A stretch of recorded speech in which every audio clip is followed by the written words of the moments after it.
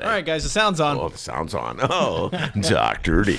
All right, the Ben Joravsky Show for your Friday, May 24th is about to begin. I just got to grab my script for the union read. How's it going, live streamers? Where are you at? Send us a message. Live stream chat room. Pat Rod, Bruce, Steven. Steven's become a very big fan of the live stream chat. Oh, there's Pat Rod. What up, guys? What's happening, Pat Rod? All right, let me pull this up. Sorry, I got distracted. Ben, how you feeling today? Feeling real good. Oh, yeah? Mm-hmm. What's on your mind? Well, hold on and you'll see. All right? Want a preview? Yeah, give a little preview. What's I'll just say two words. Octavia Spencer. Oh, wow. Insane. All right, your Ben Joravsky Show is about to begin for Friday, May 24th. But before we do that, we would like to thank the following unions for bringing back the Ben Joravsky Show. First up, the International Association of Machinist and Aerospace Workers. That is Local 126 in District 8, the International Brotherhood of Electrical Workers, Local 9, and the International Union of Operating Engineers, Local 150. Big thank you to those unions for jumping on board and helping bring back the Ben Joravsky Show. Couldn't have done it without you. And, of course, today's program is brought to you by our good friends at the Chicago Federation of Labor. The Ben Joravsky Show starts now.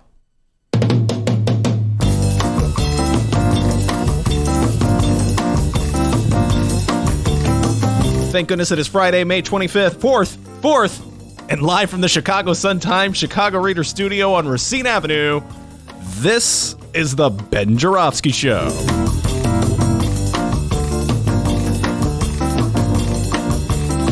Today on the program, it's another Romano Rundown with Sun-Times editor Romano Hussein. Mike Novak, host of the Mike Novak Show, returns, and also making his return, our friend, Mr. Bike, Dave Glowatz. And now your host, Chicago Reader columnist, Benny J. Hello. Ben Joravsky. Oops. Come on, wait for your name. Wait, man, wait. Come on. Hello, everybody. Ben Joravsky here. We're calling this Evil Eddie Friday. And here's why. I'm scared. Yes, indeed, folks. Today's papers are filled with scary tales of pending horror stories about to play at a theater near you. And no, I'm not talking about Ma, that scary soon-to-be-released flick in which Octavia Spencer plays this freaking lunatic who kidnaps clueless teenagers, locks them in her house, and does mean, nasty things like stitch their lips together. I can't wait to see that movie, D, all right? It sounds morbid. Oh, yeah, I can't wait. Octavia Spencer playing just not like a nice person for once. They've been previewing it on all the NBA playoff games. I'm dying to see it. Anyway, I'm not talking about that one. No. I'm talking about something even more frightening. I'm talking about Evil Eddie Burke, the alderman of the 14th Ward. Evil Eddie Burke.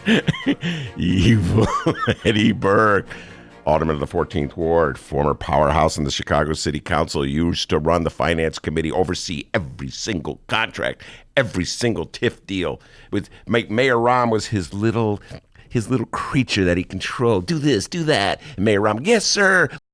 While Evil Eddie ran this property tax appeal empire, doing businesses with people who were doing business with the city of Chicago, clearly a conflict of interest. But Mayor Rahm is like, I see nothing. I don't know what's going on in the basement. What evil is going on in the basement? He'd be like the guy in the Silence of the Lambs who had the house where they kept the lady in the... Remember that movie, D? Oh, yeah. Oh, yeah. That's what he was like anyway. I think of Evil Eddie Burke, it's like the demented clown in It. You ever see the movie It? The first one, not this new one. You ever see the movie It, Leah? Yeah, It. Yeah, it's a good movie where the demented clown is in the sewers and little kids, sneak in. And I mean, they come up and they look and I'm like, don't go near the sewers. Well, that's Evil Eddie Burke. He's like the sewers of the city hall. In this case, the person who's most in danger, according to today's papers, is a rookie mayor by the name of Lori Lightfoot. Don't go into the basement, Lori. Stay away from the basement. Stay away! Today's story in the bright one by our very own Fran Spielman talks about this. And by the way, see that? It's all about mayor tries out city council rostrum for the first time. So it starts out like a nice story about how Mayor Lightfoot, her first meeting will be Wednesday. All right. So she went to the city council yesterday and tried out, the podium, the rostrum, and just to make sure she was comfortable. That's the podium that oversees the city council. All the aldermen eventually next Wednesday will be sitting out in front of her and she'll have the little gavel and she'll get to run the meeting. And the story says the new mayor got a chance to try out the rostrum in the city council chambers on Thursday when she addressed a group of high school students at the Next Gen City Council. So how did it feel? Quote, we have to fix the acoustics in there, which I think are terrible, Lightfoot said after a hearty laugh. It'll be a different experience, obviously, with 50 aldermen there and things are on the record and live, but we'll be prepared. And then... and then Fran Spielman gets around to the scary part. Lightfoot was asked whether she had been practicing by boning up on Robert's Rules of Order. She said, I believe in being prepared, yes. Alderman Edward M. Burke, the deposed Finance Committee chairman and Lightfoot's longtime political nemesis, is an expert on city council rules. Is the rookie mayor afraid somebody who knows the rules better than she does, like Burke, for example, might pull a fast one? Oh, God. Lightfoot says, no, I just want to make sure that I'm educated and informed. This is going to be my first opportunity to lead a city council meeting. I want to make sure I'm ready. Evil Eddie Burke using his mastery of city council procedure. You are freaking me out today. Wait, there's more. Oh, God. Yeah, I was just so frightened about Evil Eddie Burke using his mastery of the Robert's Rules of Order to get Lori Lightfoot all confused and tie her up in the basement like Octavia Spencer and Ma. And the Tribune. Okay? The Tribune. There you go, the Tribune. See that, listeners? I subscribe to the Tribune, all right? Yeah, I pay for these guys' salary. Work harder, Tribune people. Anyway, John MAGA Hat Cass. Oh, God. Not John MAGA Hat Cass. John Cass, right-wing columnist for the Tribune, loves Trump, okay? Oh, Lord. What is the show today? No, but he has a pretty good, gotta give Cass credit when he writes a good one. This one was pretty good about Lori Lightfoot, again, the theme of Lori Lightfoot, the rookie, dealing with evil Eddie Burke. All right, here's what Cass writes. He's talking about how Lori Lightfoot needs to hire her own security detail because you can't really trust the cops that the police department would assign. And why is that? Here's what he writes. Alderman Edward Burke, who's been playing puppet master behind the scenes against Lightfoot, I like puppet master, has a vast law enforcement-based intelligence web. You hear that, D? Ooh. A vast law enforcement-based intelligence web that has kept him at the top of the brutal game of Chicago politics for 50 years. And for 50 years, Burke, a former police officer himself, has saying, take care of the coppers first. I've heard him say so myself. Ooh, evil Eddie Burke with the police officers like at his control. He controls all the cops. They're spying on Lori Lightfoot. I'll tell you what, man, I'm so scared. Octavia Spencer's got nothing on evil Eddie Burke. Well, here's what I say. I say evil Eddie Burke is all hype. And the only reason Mayor Rahm kowtowed to him and Rahm was too chicken to take him on. Instead, Mayor Rahm made Karen Lewis into his enemy. And at the very beginning of his administration, he took her on and did things like close mental health clinics. Take a chill pill, man. And close schools because he didn't want to confront Eddie Burke. So I think it's all hype. I think Lori Lightfoot's going to be more powerful than Eddie Burke. I don't think Eddie Burke's going to be that big a deal. Yeah, I said it. I predicted it. I went on the air and said it. Man. Take a chill pill. Take a chill pill. Okay, Mayor Rahm, I'll take a chill pill, just like you took one with evil Eddie Burke. Anyway, in the meantime, Lori Lightfoot, whatever you do, don't go into the basement. We got a great show there today, everybody. Romano Hussein will be here. We'll ask her what she thinks about evil Eddie Burke. It's the Romano Rundown every Friday on the Ben Joravsky Show. And then Mike Novak, one of our favorite guests, will be coming in. We're talking about all things environmental in the city of Chicago. Will Lori Lightfoot be a better environmental mayor than Mayor Rahm or Mayor Daley? It'd be hard to be worse than the last two. And finally, our good friend Dave Glowatz will be in the studio. Mr. Bike, ring, ring. That's my bike. Ring, ring. And he'll be talking about all the TIF updates. This guy's been really studying on his TIF stuff.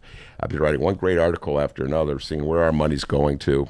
It's going out the window. You know, I'm going to find somebody to talk trade policy. I'm utterly obsessed, D. Yeah, don't look at me. Okay, with Donald Trump finding $16 billion to give to farmers not to produce goods. Where do you find $16 billion? In the New York I found Times. $2 in the dryer once. I know, $2 in the dryer. I mean, I found a quarter in the sofa the other day, but $16 billion?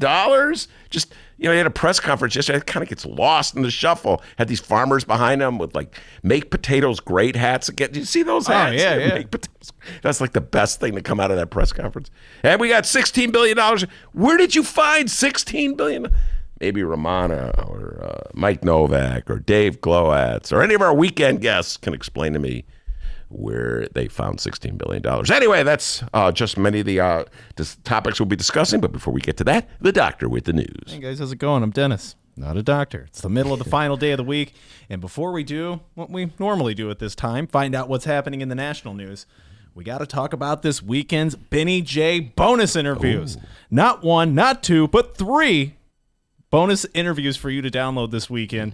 These are download only. Live streamers and YouTubers, I can't talk. Go subscribe to the podcast and check them out. Worlds collided on this Saturday's bonus. Ben invited a writer from the Chicago Tribune into the studio, and yes, he made it in and out of the Sun-Times building safely. We took care of him. Don't worry, Trib lovers.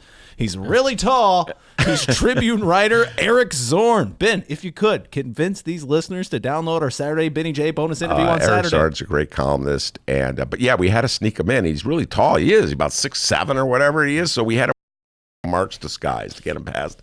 That's the tallest Groucho Marx I've ever seen. Anti-millennials. You're right. Millennials like, who? But anyway, Eric Zorn, great columnist, been writing for the Tribune since the 80s, and we talk about all the issues of the day. We don't see completely eye, but we're pretty close on many of the issues, I have to say. So it's a lot of fun bringing a trib person over, huh? And we learned a new word thanks to Eric Zorn. What? Triberals. Oh, no, it's Triberals, right? Triberals. I always thought that the Tribune was the right-wing paper. I was raised by Democrats of the New Deal variety, and the Tribune was this evil newspaper that endorsed Republicans like Nixon, etc. But apparently was not aware of this, that the Tribune now is viewed by MAGA hat wearers as being liberal. Like, man, Donald Trump has successfully moved the conversation to the right if the Tribune is viewed as liberal. So anyway, Eric Zorn, really interesting guy, knows a lot about the world and journalism and politics. Fun interview. It's we're going to release it what time, D? 6 in the morning on Saturday. Yeah, oh boy. Now, the next two we haven't recorded yet, to be honest, so this could be subject to change, but probably not. Our Sunday bonus interview, Ben says you're going to love them. Marcy Love and Dee Bobain. Now, Ben, these two ladies are Republicans, but there's a twist, is there not? There's a twist. They're lifelong Republicans, and they believe their party has abandoned them. We're going to be talking about issues like Republicans and abortion, Republicans and environmental control. Dee and Marcy go back to the 60s, and they're sort of like, how do I put this on? I'll lose every millennial I have, but be nice. Gerald Ford Republicans, moderate Republicans who believe in choice, Republicans. Nixon created the Environmental Protection Agency. Did you know that? Richard Nixon was the former president of the United States, helping out my millennials here. He was a former president of the United States. He was Republican, and a lot of liberals hated him, but by today's standards, he was pretty liberal. So the world has definitely moved to the right, and we're going to talk to a couple of Republicans about how they feel about that. Marcy Love and Dee Bobain, our Sunday Benny J bonus interview. That'll be once again at 6 in the morning on Sunday.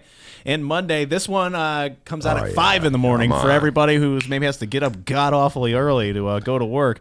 He's no stranger to the Ben Joravsky Show, so he needs no introduction. He's president of the Chicago Principals Association and former 2019 Chicago mayoral candidate, Mr. Troy LaRaviere. Ben, what are you going to talk with Troy about this time around? Everything. It's been about a couple months since Troy's been on the show. He's one of the most powerful progressive voices in the city of Chicago. So we'll definitely be talking about what he expects from Lori and his views on Rahm and the schools. But also, he said he's ready to talk trade policy. Okay, he said, I read it. I'm ready to talk.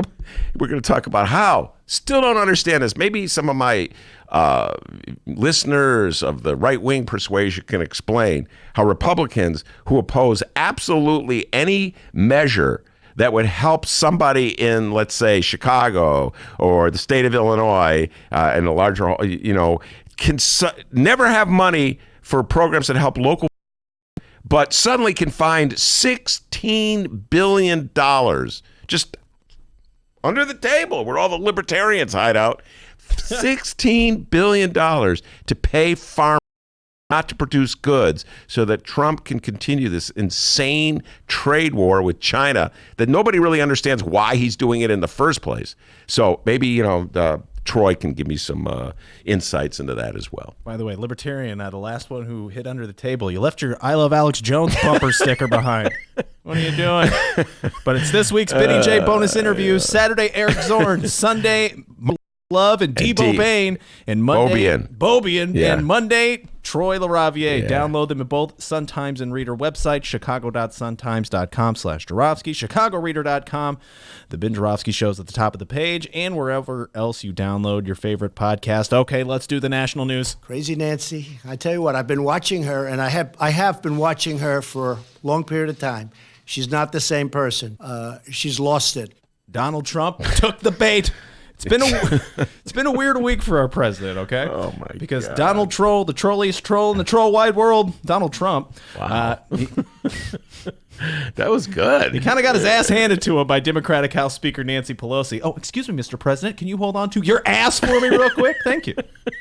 Take kind out of that sentence. So let's recap. President Trump stormed out of a meeting with Pelosi and fellow Democrats Wednesday, and later in a press conference said that he just can't work with these damn Democrats unless they drop the Mueller investigation. Oh, and all of those subpoenas. D.C. Democrats have been calling for Pelosi to jump on board and voice her support for impeaching the president. She still insists that that is a bad idea. And here's where the ass-handing began. And as they say, ass-handings typically come, right? Number one. Pelosi said Trump is involved in a cover-up. Number 2. She went around and told everyone that he threw a temper tantrum after storming out of the meeting. And finally, Number 3.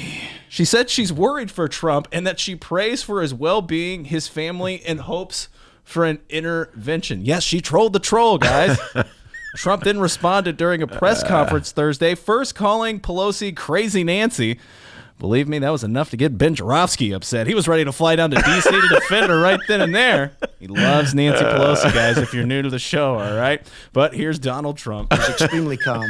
I was probably even more so in that room. So I walked into the cabinet room.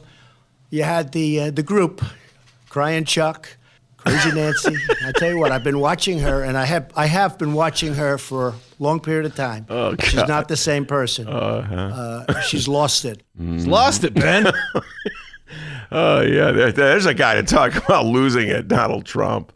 Wow. Then, and yes, he actually did this, guys, to prove, indeed, he did not have a temper tantrum. Oh, yeah. He had a few of his goons who were at the meeting between him and the Democrats. He had them confirm that the president was very calm and professional, all right? You were very calm. Kellyanne's right. You were very calm. Very calm and straightforward and clear. I'm an extremely stable genius. What a psycho, guys. Like your president, ladies and gentlemen. What a psycho. Oh, my God. No new Pelosi versus Trump updates as of yet, and that may be the end of it for now because the president is off to Japan for a 3-day visit before he reiterated Thursday's speech that he cannot cooperate over bipartisan legislation in the current political climate, and he also confirmed his plans to send 1,500 troops to the Middle East. All right, Trump has wow, just drop that one. 1,500 troops in the Middle East. Just send some troops over the Middle. The deal that he was supposed to be negotiating with Pelosi and Schumer, ladies and gentlemen, was an infrastructure deal.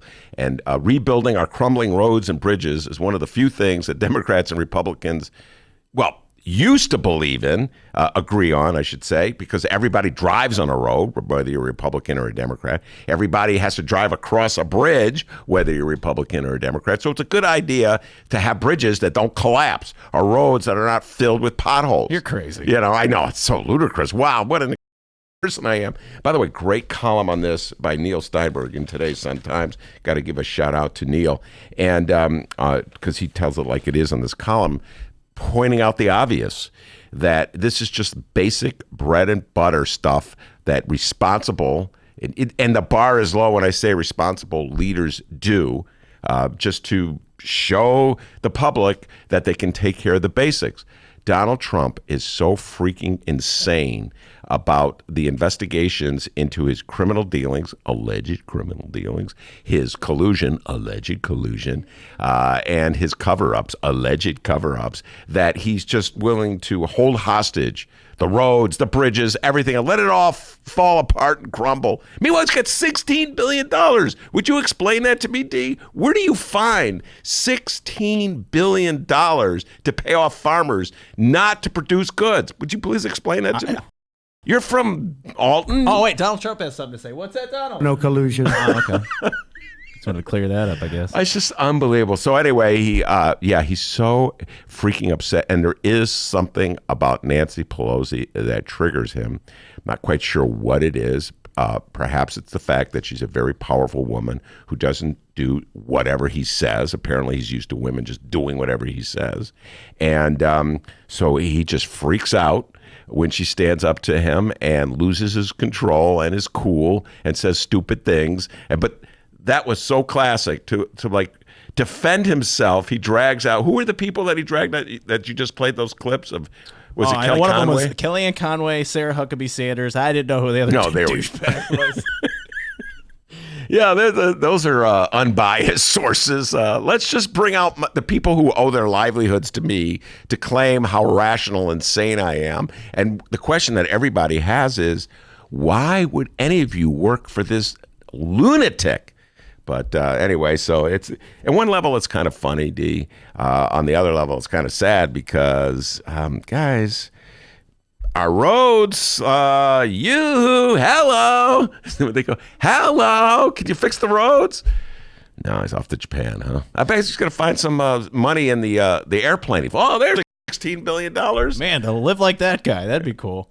Anyway, crazy stuff from our president that you decided to elect, America. And just on a side note, boy, I am on fire today on this soundboard. Take a chill pill, man. Oh, okay. I will, Ron. Mayor Ron. And D, remember. What? He's smart and you're not. Oh, yeah, right? of course. Now, of course, we will keep you posted on these stories as today's program rolls along. We're moving along because we're about to find out what's going on locally. People, we're about to find out what else is news. And, oh, my Lord, what happened here? Just hang tight with me, guys. Let's find out what else is news. Okay. And we'll be honest, kind of a slow news day, guys. Believe it or not, when you see stories about Lori Lightfoot's new city council podium, pretty good indicator that there isn't much going on. So let's go to the well again, Ben, and let's talk about legalizing recreational reefer in Illinois. What do you say? All right, sounds good to me. Hey, all right. But first, right now posted on both Ben Joravsky Show Facebook and Twitter pages at Benny J Show and at ChicagoReader.com. It's the Reader column from our very own Ben Joravsky. Ben attended Mayor Lori Lightfoot's inauguration ceremony on Monday. I saw the video. I was looking around. I didn't see him anywhere. I did see our good friend Doris Davenport, though. Did not see Ben Joravsky. But, hey, he got material out of it, so that's good. The column is titled Ready for Reform, Chicago. Ben, tell everybody what they'll learn when they read your latest work. Yes, it's in the Reader. Here you go. See it on the Reader. Great cover shot of Lori Lightfoot. Yeah, I talked about this on the air a little bit. When was that? Tuesday when I came back for the start of the week. Yeah, it was fascinating. First time I'd been to an inauguration. Yeah, I think it may have been the first time. I wasn't going to go, but Maya made me go. My partner in crime at the Reader, so I went there. They gave us a seat on press row. Got to sit with the big shots of the press corps and listen to Lori Lightfoot speak. You're not allowed to cheer in the press box. Okay, somebody said you're not allowed to cheer in the press box. We're all, hardened, crusty, cynical, skeptical, drink liquor that we keep in a bottle in our jacket. Oh, wow. I want to go to the next one. Press corps, Chicago press corps. All right, we don't believe anything anyone tells us. Dang. If your mother tells you love her, if your mother says she loves you, check it out. That's Chicago. All right, we're cynical.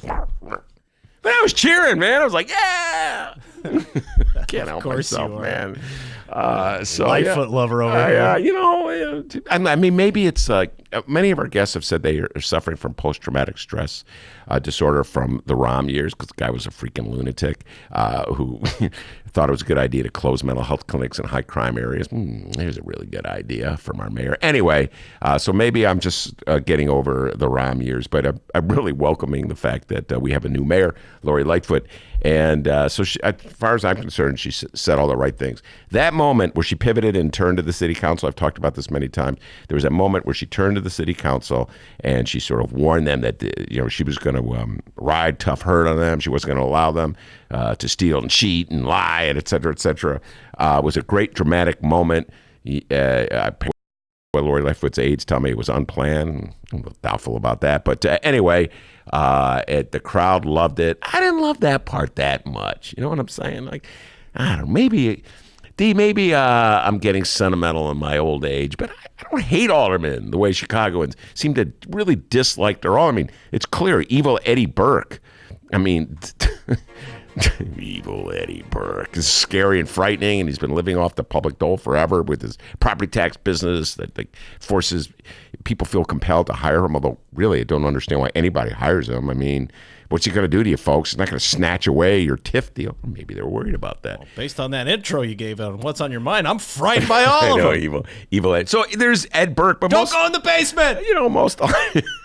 Stay away from the basement, Lord. Most aldermen aren't bad. They're good people, Anyway, but that was an easy way to win the crowd's applause when she did that turn and face the alderman thing. And if that helps her deal with evil Eddie Burke, all right, grant her that one. But anyway, that's kind of what I wrote about. Once again, the article is titled Ready for Reform, Chicago. It's posted on the Ben Joravsky Show Facebook and Twitter pages at Benny J Show and at ChicagoReader.com. We had a listener weigh in on the Facebook page on your article, Ben. Ready for Reform, Chicago. Our friend Julie says, reform! Ha ha! Well, she put like those emoticons that are laughing. Yeah, no, I kind of share your thoughts there. Listen, I always tell people never use the word reform in connection with anything that comes out of Chicago or anything comes out of Illinois. And I'm very distrustful of the concept of reform as it's been used in the past, which generally means taking money from programs that benefit ordinary working people and unions, et cetera, and then spending them or giving them to the well-to-do through tax breaks. So whenever anybody advocates that we're going to be reforming the city of Chicago by changing tax laws, it's generally an idea. It's generally sort of a hint that the ordinary working person is going to get screwed. So I am a little suspicious of people who use the word reform when it comes to the city of Chicago. But it's a new day, D. Oh. Maybe I'll be proved. Maybe Lori will prove me wrong. New Ben Joravsky, same gray sweatshirt that I've seen 2 years ago. What's the matter with this sweatshirt? Oh, nothing. It's just the same shirt. Okay. All right, moving on. We have another poll to share with all of you. Thursday, we talked about a poll from the folks at Tulchin Research asking if Illinois Trump supporters back Governor J.B. Pritzker's graduated income tax plan. Turns out, yeah, a lot of them do. Well, the guys and gals over at Tulchin Research have been busy. The following comes from them as well. Take a break, Tulchin. Good Lord. This one is asking downstate voters if they support cannabis legalization. You're kidding. I'm not Somebody kidding. actually... Ben, it looks like your theory that all downstaters smoke reefer and are in favor of legalization has been taken to the test. Ooh, well, what did they find out? Well, according to Tulchin Research, 65% of downstate voters support legalization compared to 33% who oppose. Wow. The numbers are similar in Western Illinois, 64% favor, 32% oppose, and in Northern Illinois, 61% favor, 36% oppose. Wait a minute, hold it. I'm no Dan Biss, No, but you're according not. to this poll, 65% of downstaters support legalizing reefer and 61% of upstaters support. Is that what that says? Yes, so sir. more, according to that poll, support legalization downstate than upstate. Wait, let me carry the one. Yeah. Proves my point. Proves my point. All right? The poll surveyed 600 voters across 3 regions of swing state legislative districts. Downstate polling was done in State House districts 76 and 112. Western polling in State House districts 45, 48, and 49. Northern House districts 51, 53, 61, and 62 also were surveyed. Representatives of those districts are all Democrats. I'm telling you if you've heard of these guys or gals, all right? Lance Yednock. Yeah. Okay, tell us about Lance I Yednock. can't really tell you much about him, but was Lance on the old show? No. He might have been on the old show. Wait, the Dave. old show. What is that? Oh, yeah. The one, you remember the old show? Yeah, he got fired. All right. How about Katie Stewart? She was never on the old show. Diane Pappas? She wasn't on the old show either. Tara Costa Howard? Yeah, on the old show. Yeah, Tara Costa Howard was on the old show. When was she on the old show? Can't remember, but she was on. Karina Villa? Not on the old show. We got Mary Edley Allen? On the old show. Mark Walker? Not on the old show. Joyce Mason? Nope. And Sam Yingling? Nope. All right, and then the quote from the poll here says, our polling finds that legalizing, regulating, and taxing marijuana is backed by wide margins across all 3 of these regions, and that majorities in each region would be more likely to vote for a state legislative candidate who backs legalization. All right, now, everybody who listened to the old show know that Dennis and I had field day with this. Back during the gubernatorial campaign of 2018, Bruce Rauner gave an interview with a radio station in downstate Illinois, Carterville. WJPF in Carterville, Illinois, with Tom Miller. Man, how did you remember that? I'm a radio guy. Carterville. Anyway, downstate Carterville. And Rauner, playing to what he thought the audience felt, was strong in his denunciation against the legalization of reefer, came on, Paul, I'm against it. Do your Rauner imitation, D. Dirty dopers. Yeah, that's dirty dopers. And I listen to this, I'm going, Why does he think this is going to get him votes downstate? Please explain that to me. The few times I've been downstate, I haven't been down a lot of people are smoking reefer down there. And then Dennis pointed out that he knew a guy called the Cookie Man. Was that what his name was? Yeah, the Cookie Man. Sold weed cookies. Sold weed cookies. Big time business in the Alton area. That's downstate. This notion that somehow or other marijuana is a strange alien weed that only weird people do, and they do in the privacy of their homes or like their little caves that they live in, but that normal people in Main Street, Illinois, don't do it. They're outraged and shocked. It's just one of these little contrivances that Republicans are still playing, and some Democrats too, by the way. It's completely not true. There's so many people smoking marijuana their whole lives, including people who live downstate. So I've been having fun with this one ever since, and now this poll shows that we were right. In fact, do you remember I said that I could probably run for mayor of Carterville, get a lot of votes on a legalized weed platform? I'd already been to Carterville. I bet you there's someone in Carterville smoking a joint right now. So, more things looking up for the Democrats in Illinois here. Trump supporters back the fair tax. And now, downstaters are for recreational cannabis legalization. Listen, Republicans out there, I do not know why you remain in that party. Every principle your party supposedly upholds to has been thrown out the window. Number one, you're supposed to be conservatives, how you spend the public dollar. We just discovered that Donald Trump somehow, somewhere found $16 billion. $16 billion to pay farmers not to produce products so that he can continue this crazy trade war with China that nobody understands. I've been asking all my guests, come on, you guys understand the trade? Nope. Don't ask me any questions about the trade war, Ben. Don't know anything about it. Can't explain it. So I don't know why anybody remains a member of the Republican Party or why there's not an effort to take back the Republican Party from the lunatics who now control it. But D, that's where we stand. So there you are. Just like that, you're now in the know of what's going on in Chicago and or Illinois. And now you will have an answer the next time someone asks you, hey, what else is news? All right, well, let me tell you something. Okay, lay it on me. Something that Octavia Spencer's ma thinks. Wait, her mother? No, the character ma. Oh, okay. And something that crazy clown the sewer in It thinks. Oh, God. And something that evil Eddie Burke thinks. Please stop. You're frightening me. I have a lot of show to go. They all think you did a great job and you should give yourself a raise and take it out of petty cash. Romano's sitting here. She's waiting to explain Donald Trump's trade policies when we return. Don't go in the basement.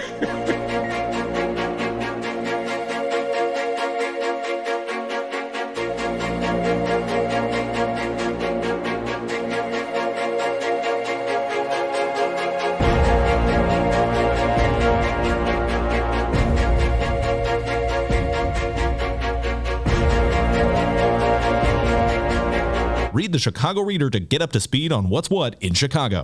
Culture, food, arts and entertainment, weekly concert listings, weekly event listings, the environment, travel. I can continue, but you get the point. And for all of you Chicago political junkies, raw weekly columns on real city politics from Maya Dukmasova and our very own Ben Joravsky. The Chicago Reader, free to the public in newsstands throughout the city and online at chicagoreader.com. Read it now and be a more informed Chicagoan.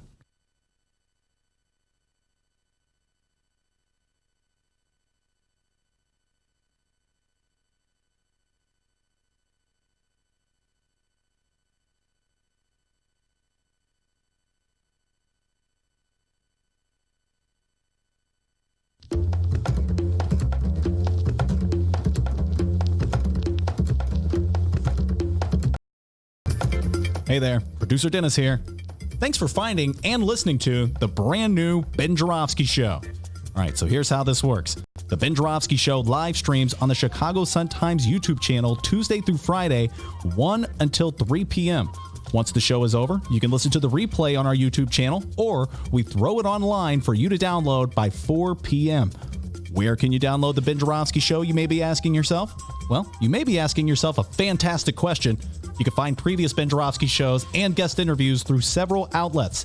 The Chicago Sun-Times online, chicago.suntimes.com, the Chicago Reader online, chicagoreader.com, and wherever else you listen to your favorite podcasts.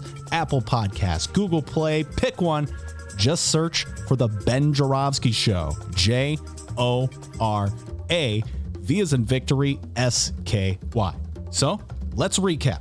Tuesday through Friday, 1 until 3 p.m.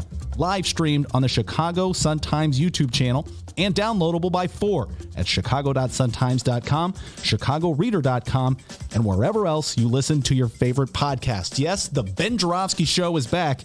We're live and downloaded. Tell your friends and enjoy the rest of the show.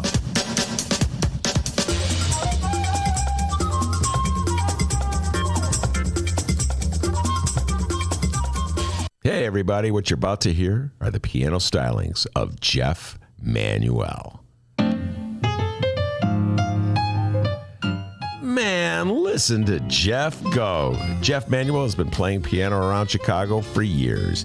He's played for conventions, for celebrities, played in basement bars with blues bands. He's played at prestigious social clubs, fine restaurants, and in the intimacy of private homes. Book Jeff Manuel at jeffemanuelpianist.com. Don't worry, I'll spell his name at the end of this commercial. You know what Chicago Magazine said? They said that Jeff Manuel is, quote, as comfortable with Chopin as he is with Cole Porter. He's excellent and his performance is joyous. He offers an elegant stream of compositions and interpretations that entertains the mind but won't hurt the ears. To hear more of Jeff Manuel's work and to book Jeff for your next event, go to jeffmanuelpianist.com. I'm going to spell it out for you, people. Jeff. M as in Mary, A, N as in Nancy, UELPIANIST.com. Take it away, Jeff Manuel.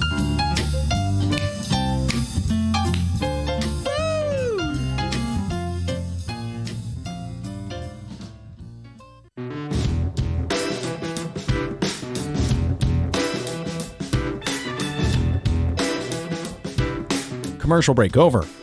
Welcome back to the Ben Joravsky Show. Yes, indeed, we are back. We are live. Romano Hussein is in the studio. One of our most popular feature every Friday, the Romano Rundown. She's an editor at the Chicago Sun-Times. Covers absolutely everything because she pretty much, she edits every kind of story in the world. Used to cover the criminal courts building. Romano, welcome back. Hi, thanks for having me again. All right, so now I promised that you would be able to explain where Donald Trump found $16 billion just to throw at farmers. I don't know that much about the story. I don't know where the money came from. I just remember somebody laughing yesterday in the newsroom and I was like, I knew what they were laughing at because Donald Trump was standing there and there was like a couple of men standing around with cowboy hats and I was like, what are you laughing? I'm like, I know what you're laughing at. And I was like, oh. You know, it was very, very bizarre. Farmers need money, but yeah, where did that money come from? $16 billion? Can't we can we take some of it and put it elsewhere? I know. And then if not to say the farmers don't need it. I understand that they do. Well, no, the farmers need the money in this particular case because Donald Trump has ignited a trade war with China where he slapped tariffs on goods coming in from China. They've retaliated by slapping tariffs on goods coming into them. So the farmers are without a market. So he's substituting one real market, with an artificial market, which is the opposite of everything a free market person would say. And yet Republicans go along with it. Anyway, I'm just having fun with trying to keep. And then they find these guys to stand behind him with the cowboy hat. And make potatoes great again. I shouldn't laugh. I'm sure people wear cowboy hats all the time. Yeah, people. Yeah. I'm just not a big cowboy hat. All right, let's get down to business.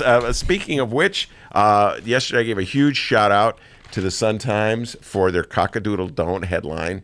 Which loves this headline. I'm going to put this on the wall. I can tell you. I mean, I remember being in the news meeting when it was actually, I will mention the name of the person who came up with it. That was Daryl Jevons. He's a features editor. So we were just sitting there and within like 2 seconds, he goes, cockadoodle don't. And then there was another guy.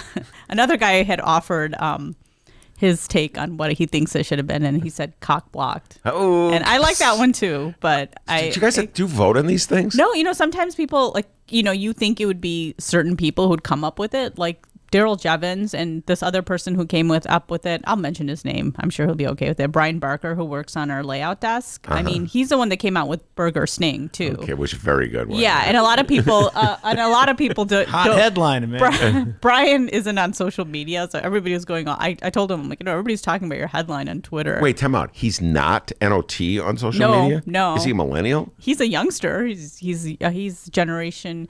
I want to say he's close to the border Between Generation X and millennial. Yeah, he's a generation in between. I forgot what they call him, but my younger sister's in between. I actually think there's just Gen X and then it becomes millennial. It's like Well, some people in their late 30s, early 40s, there's a question as to whether they're really millennials or, well, nobody in their 40s, sorry, is. So that is right. We're on the they're late 30s, right. But I don't know. I feel like people in their late 30s are too old to be millennials. But anyway, people so say 38, 30. Yeah, but this, that the headline, sometimes people just kind of come up with them. And they're, some people are very good. They just come off, they just say it within like seconds. We'll be going over the stories that we have on the budget for the next day. And I could have sworn Daryl just spat it out.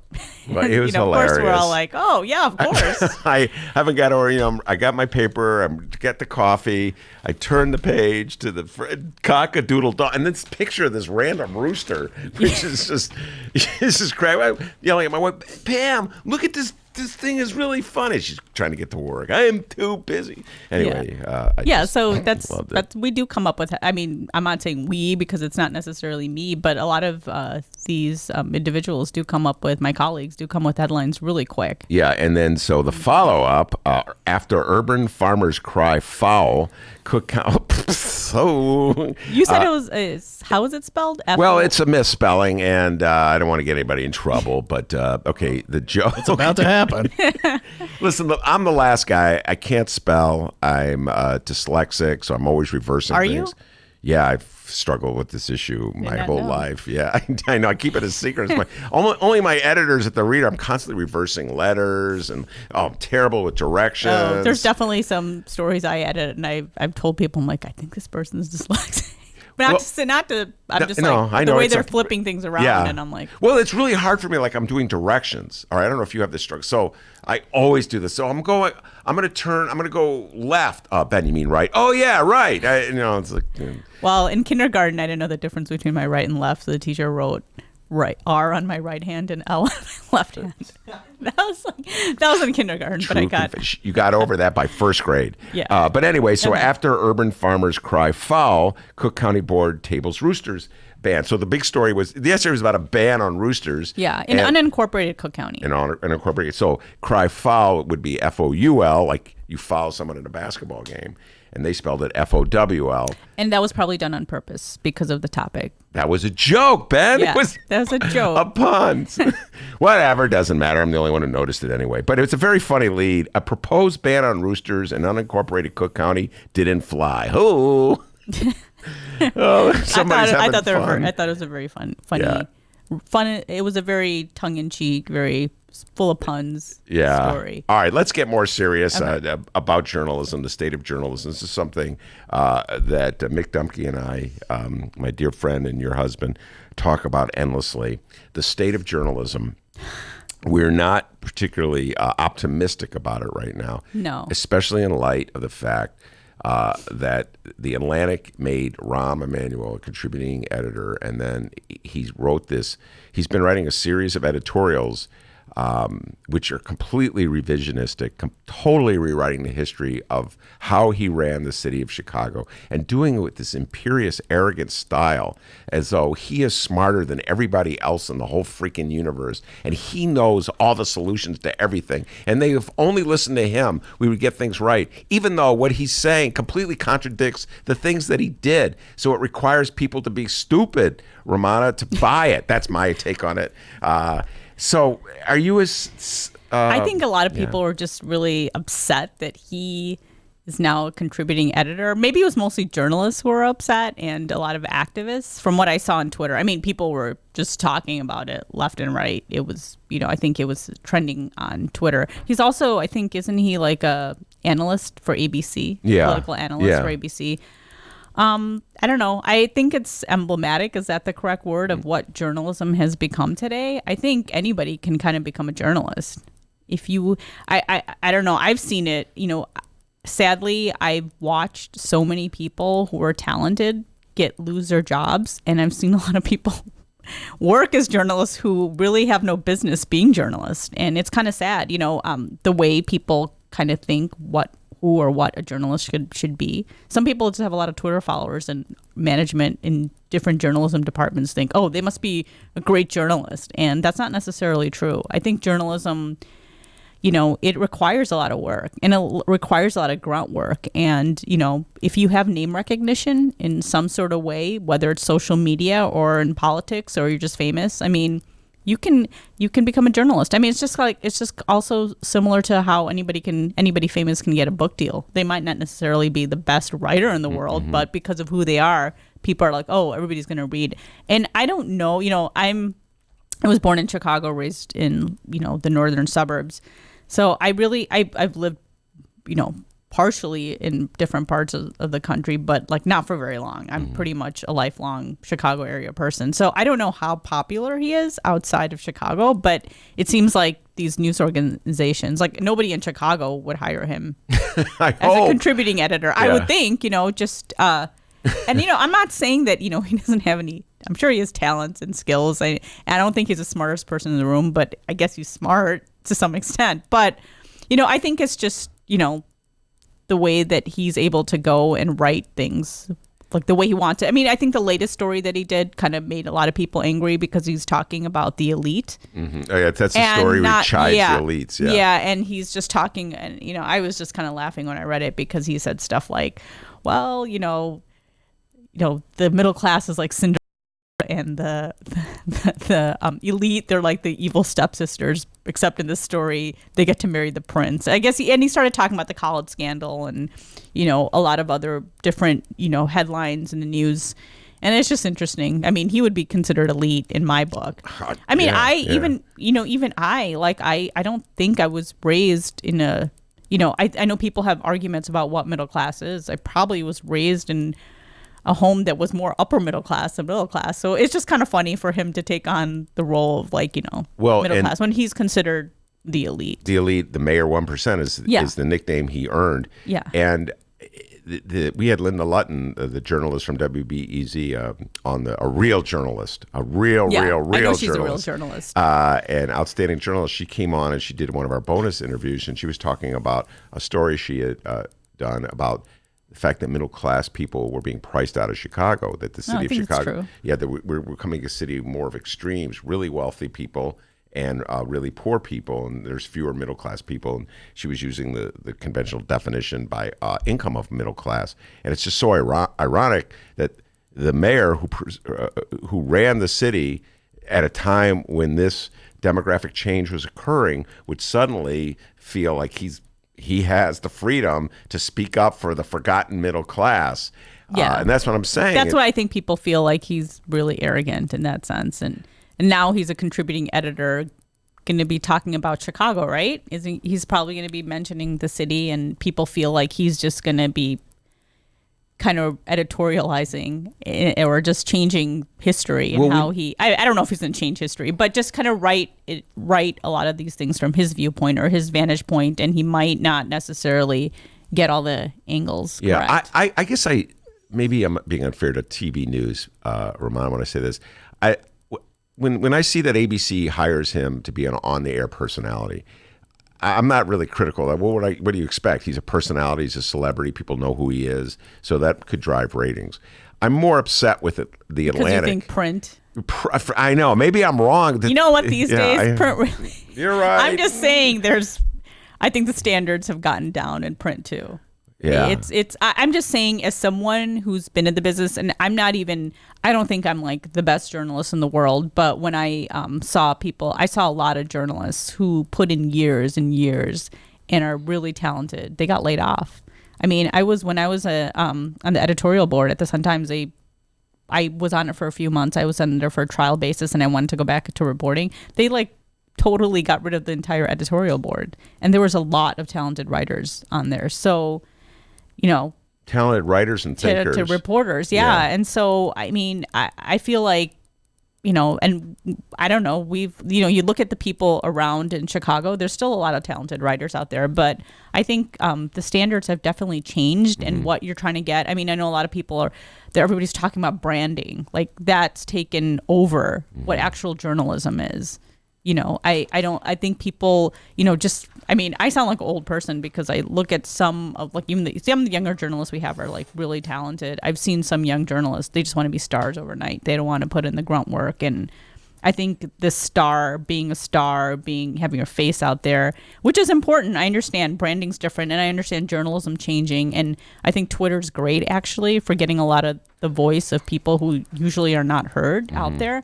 But I also think there's this reluctance to actually learn how to be a journalist because there's a lot of grunt work. Well, I think print journalism, and it's not, obviously we're both print journalists, so we think of it as different. And I think it is definitely still different than TV, but I think the standards are getting a little more closer to TV. Well, let's put it this way. An operative like Rahm Emanuel or David Axelrod or Sarah Huckabee Sanders, or I'm trying to think of the other, Kellyanne Conway. These people are political operatives, and they have a different beast than a journalist, and they're all about shaping news, our view of it. It's not about discovering a truth or trying to figure out what's really going on. It's effectively manipulating us into believing whatever they want us to believe in. That's the game. But don't you think people think that about news? Like, I'm sure liberals look at Fox News and they're like, or progressives look at Fox News and they're like, that's the way you're shaping it. And then I'm sure there's a lot of people who are conservative think that all mainstream media is, they call it liberal media, right? So. And I guess, what we're really saying here is that standards have fallen so bad, to a large degree, from what you're talking about. Like legitimate journalists who are not into manipulation have been trained to, as much as they can, as best they can, to get at what's going on, are getting fired. Yeah.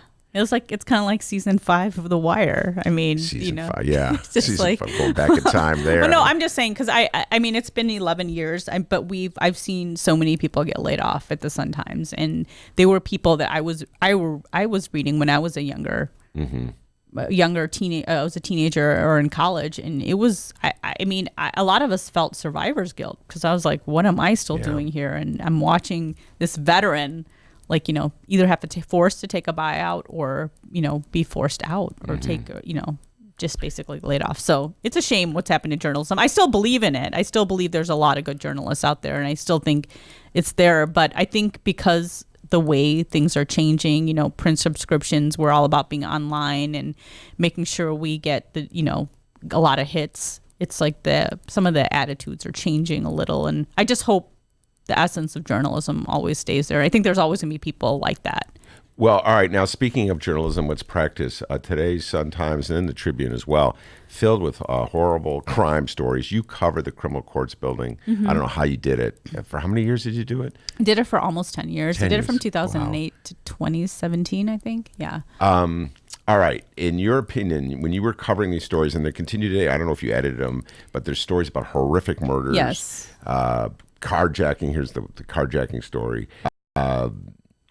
Do you think that is diminishing news to have so much attention paid to murders and these horrific crime stories? But I think you still have to do the stories. I think there's a good argument to be made about how we cover these stories. And I know a lot of communities of color have complained at the way we cover these stories. And there's been discussion in our work, in our newsroom about when do we use mugshots of people and, when is this necessarily a story? So, we want to dig deeper, sometimes, and as someone who covered 26 and Cal, I mean, some of these stories you just have to kind of just do them, it's like you hear about the story. I mean, people are going to talk about the carjacking at the school. Where did that happen? That happened to Whitney Young, correct? Whitney Young. I mean, Whitney Young is, it's sad because it's like Whitney, it just didn't happen. If this might have happened at another school, would we have cared? But it's Whitney Young, and people talk about that school. One of the premier high schools in the city. So I think it's a news story. I mean, as someone who, is into the news, I know it's like as soon as I heard that, I'm like, that's definitely a story. The story of the little boy whose body was dismembered, that the man charged with the little boy's murder was acquitted. But something like that story, it's so horrific that we have to cover it. We just can't turn away and pretend it didn't happen. So I understand when people criticize journalists for like continually covering crime in a certain way. I think there's different ways we can do it, and I'm always open to hearing that. But I also don't agree with this viewpoint where we don't cover any crime at all, where we're going to pretend it is not happening. I don't agree with that either, because I feel like that's just kind of ignoring things on another side. I think it's the way we cover things. You know, like I think it's a good point when people make when there's a young woman that is sexually assaulted in Lakeview, everybody does a story on it, right? Depending where it is. But if this happens like in Englewood, do we really cover it? And that's when I think there's good questions about when stories get covered and when they don't. Mary Mitchell, the great columnist for the Sun-Times, has been writing this story, has written a column on this issue many times about disappearances throughout the city of Chicago that have gone untalked about, other than the column that she's writing, or uninvestigated, and it just sort of like a double standard, if you will, about people's behavior. Well, people always say that if you're a woman, make sure you're a white woman and you go missing, because then you won't get you. Nobody's really going to cover your story if you're not. So, all right. Now, speaking of stories that have been well covered, and some might say overcovered, though I would disagree with that, because there's so many overlapping issues here. Give us, it wouldn't be a Romano Rundown with a Jussie Smollett update. It's like even the days I think I feel like there's going to be weeks where I'm like, okay, there's nothing that's going to happen with Jussie Smollett, but of course something happens. So this week started off with Sheila O'Brien. She's the retired judge who is filing for who has asked for a special prosecutor to look into how State's Attorney Kim Foxx had handled the Jussie Smollett case. Jussie Smollett, of course, is an Empire actor who was charged with disorderly conduct. Police said that he faked his hate crime against himself so that he would become more famous, or get a name for himself.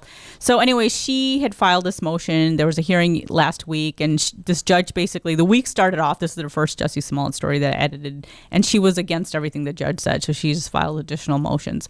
Then someone had tipped us off that Tina Chen, the former chief of staffer of Michelle Obama, had refused to be processed with a subpoena on Wednesday. That was a good story in and of itself. But so like yesterday, we got an update saying that Tina Chen's one of her employees said that the process server, whatever they call him, had misidentified himself. So she was served her subpoena on Thursday. So she did receive that. Okay. So Tina Chen is, just so people can understand, she apparently is the person that had been talking to Kim Foxx. This is when Jussie Smollett was considered a victim. And she had got in touch with Kim Foxx and got her in touch with a relative of Smollett's. This is when everybody thought Jussie Smollett, or he was a possible victim, before police said he was a suspect. So, and then yesterday, the judge, the files in Jussie Smollett's case were sealed when the charges were dropped in March, and the media had asked for the files to be unsealed. And so yesterday, the judge did rule in favor of the media. The file is very thick if you see it, but we didn't expect anything new in the files, because most of the files that we got are arguments from the lawyers that representing the media. Nobody expected the files to have that much more than what we know. But what was happening was that when reporters were giving FOIAs to the police department, they were citing the sealing, basically the sealed records as reasons why they couldn't give this information. So this is the main reason why reporters were asking for the files to be unsealed, just so they could see other documents that police and other, authorities might have. Yeah. And so yesterday, and then also Sheila O'Brien, while there's all this stuff happening, like there was two, in addition to the murder trial I was talking about involving the 2-year-old boy that was dismembered, that horrible crime, there was also a man that was convicted yesterday in the killing of Officer Michael Bailey. Yeah, so there was two trials going on yesterday. The Smollett thing was happening. There was also a Van Dyke hearing yesterday, a really brief Van Dyke hearing. But in between that, Judge Sheila O'Brien decides to have a news conference. And so, she's talking. She didn't really, from what the reporter I sent out there said, she didn't really give anything new, but she did, somebody had asked her, like, what's your motivation? Because she seems overly enthusiastic in her endeavors. And she's saying, I'm not running for state's attorney. I'm just very interested in finding out, and I care about the law. And well, so what I don't do you know. make about I'm a little cynical about that. You're cynical. Skeptical I don't is a know. better word. I'm skeptical. Yeah. I just want to. I mean, that's okay. I think she has a right to file her motions, but you just got to wonder. It's like almost every day she's like filing something, so it's kind of keeping it in the news. Well, it's funny. We had Eric Zorn on for a bonus interview. I was talking about this earlier, and it'll air on Saturday, our media bonus show. Eric Zorn from the Chicago Tribune, and we were talking about journalistic obsessions. And Eric was talking. I think he wrote. And I'm doing this off the top of my head. I think he said over 100, may have been over 200. I can't remember which articles about the case of Orlando Cruz. Yeah, I remember that one. Yeah, and he wrote article or column after column about it. And I'm teased a lot for being an obsessive reporter, getting a hold of a topic. So I feel funny being critical of Sheila O'Brien. I agree. Being obsessive. No, I think you have a good point. I mean, with the John Birch case, what was the name of the reporter who unveiled it from the reader? Oh, John Conroy. John Conroy. Yeah. I was going to say John Conroy, but I was like, I don't know. But I mean, he was obsessive in it, wasn't he? Yes. In his pursuit, and other people ignored him. And Yes. Probably. I remember covering that case, and a lot of high-profile journalists who are veterans told me that everyone ignored. Yeah. Ignored all these stories when they happened. So. So I think she does have a right. So when people are thinking she's overzealous, because there are some people, who think that Kim Foxx shouldn't be questioned at all.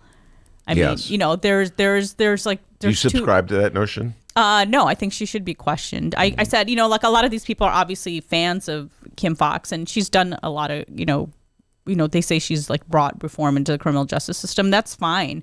But I think every elected official, it should be questioned. Yeah. And it's not necessarily about the Jussie Smollett case. I think for people who have questions, it's just the questions about how this went about, because this is not the norm. And if you talk to any lawyer, or if you've covered criminal courts, you know that this is very unusual. So for people, so I don't know, as a reporter, I know there's a lot of people who are like, oh, who cares about this case? And I understand that, because at the end of the day, this is not the crime of the century. But to say that, oh, let's just forget about it, I don't know. I don't buy that either. Listen, I know there's an inclination, if you're a supporter of Kim Foxx, to say, can we just get over this and move on? But in many cases, the same people who were supporters of Kim Foxx would be taking a contrarian view, the totally different view, if it was Anita Alvarez. Yeah. So that's what I'm saying. So it's like, just principle. because you like someone doesn't mean that they shouldn't be questioned. Yeah. That's the way I see it. Well, and then if you're a journalist and you're writing stories about what's going on in the news, what about Trump pardoning certain people? Yeah. What about Trump I think there's questions you ask. Why was that? Just in the case of Conrad Black, we are supposed to ask questions. Yes. How did you come about with that? Yes. So, All right, sorry, now before I don't let know. you get out the door, Mike Novak, our next guest, is already here doing his yoga stretches before he goes on the air. Sorry, I had to say that, Novak. All right, so which movie are you going to watch first? I love talking movies I with do Romana. And which movie are you going to watch first? Booksmarts or Ma? Probably Booksmart. Okay. I know you want to watch Ma, and we talked about that. But I saw the trailer, and it just looks so Stupid? bizarre and Okay. weird. I mean, maybe it's great, but I don't know. I was trying to Google to see what people have said about the movie so far, because it's supposed to come out next week. Oh, it's next But week. okay, you're right, so yeah. my whole thing is, okay, so I know the premise is there's this middle-aged black woman buys Octavia alcohol. Spencer, yeah, yeah. Octavia buys alcohol for some teens. And then all of a sudden she lets these kids party in her house, and she has all these rules. But then I don't know, they start breaking rules, and then she starts doing Weird bad sewing things their to lips her. together. Yeah. So I don't know. Okay, I was just saying, just from the trailer, I mean, I'm not. I can't say that I'm an African American person, but I don't think any black middle-aged woman would let a bunch of weird, dumb white kids come and party in her in her basement. That's just my opinion. So I just think the premise is so weird. It's like, I don't know. It's just bizarre. It is a bizarre movie. I just think it's just. I know you're excited to see it. Can't wait. But so my theory is, and what I've seen also, and I think this is a possibility. Maybe she's killing these kids or doing things to them because I think there's supposed to be some trauma tied to this.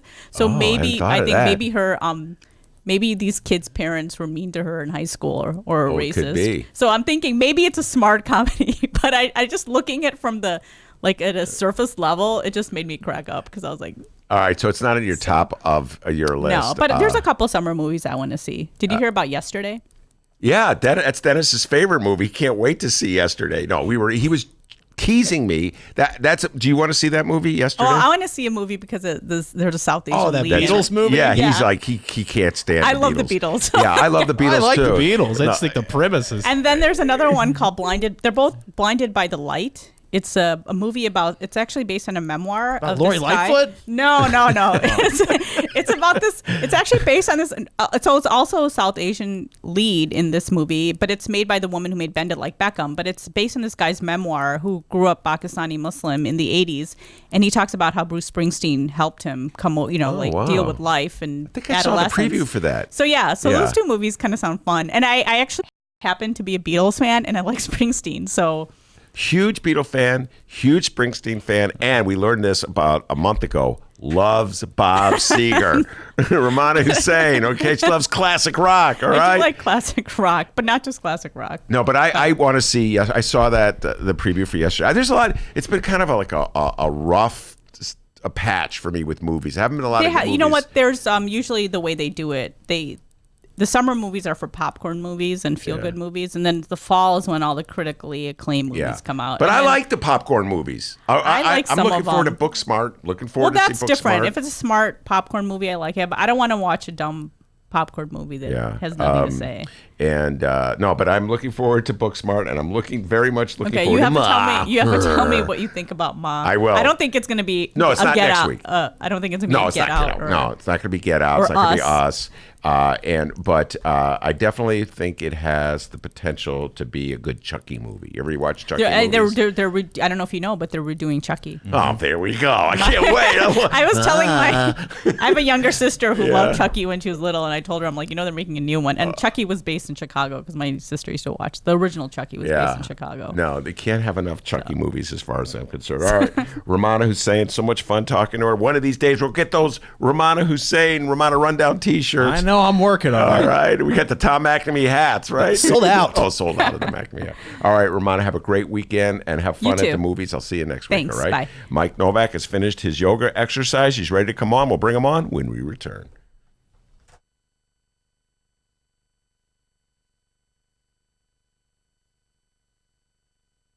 Did you know that 40% of the people in Illinois opt to be cremated? Well, it's true.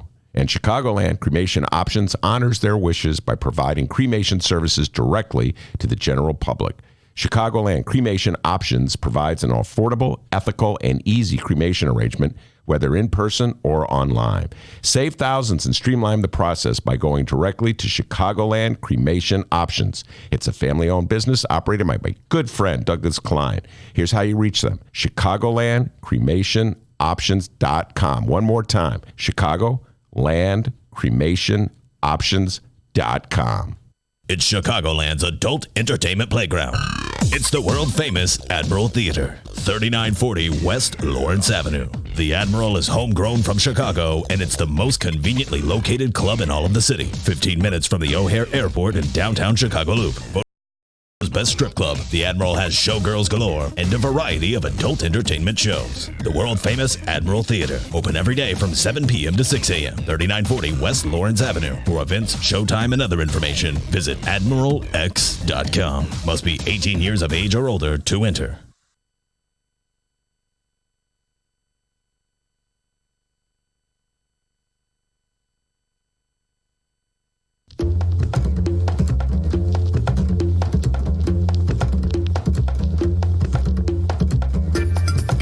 Hey there, producer Dennis here. Thanks for finding and listening to the brand new Ben Joravsky Show. How this works. The Ben Joravsky Show live streams on the Chicago Sun-Times YouTube channel Tuesday through Friday, 1 until 3 p.m. Once the show is over, you can listen to the replay on our YouTube channel, or we throw it online for you to download by 4 p.m. Where can you download the Ben Joravsky Show, you may be asking yourself? Well, you may be asking yourself a fantastic question. You can find previous Ben Joravsky shows and guest interviews through several outlets. The Chicago Sun-Times Online, chicago.suntimes.com, the Chicago Reader Online, chicagoreader.com, and wherever else you listen to your favorite podcasts. Apple Podcasts, Google Play, pick one. Just search for The Ben Joravsky Show. J-O-R-A, V as in victory, S-K-Y. So, let's recap. Tuesday through Friday, 1 until 3 p.m. Live streamed on the Chicago Sun-Times YouTube channel and downloadable by 4 at chicago.suntimes.com, chicagoreader.com, and wherever else you listen to your favorite podcast. Yes, the Ben Joravsky Show is back. We're live and downloaded. Tell your friends and enjoy the rest of the show.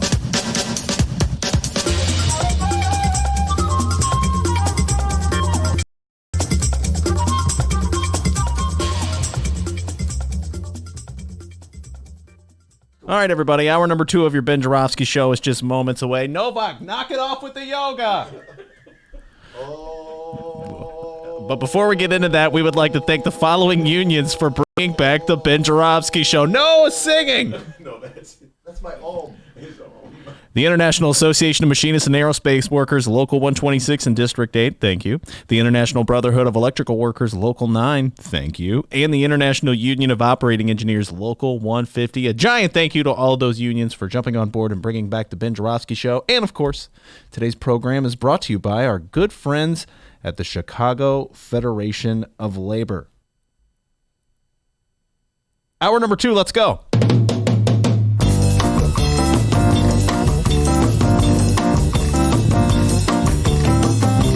Thank goodness it is Friday, May 24th, and live from the Chicago Sun-Times Chicago Reader Studio on Racine Avenue, this is the Ben Joravsky Show.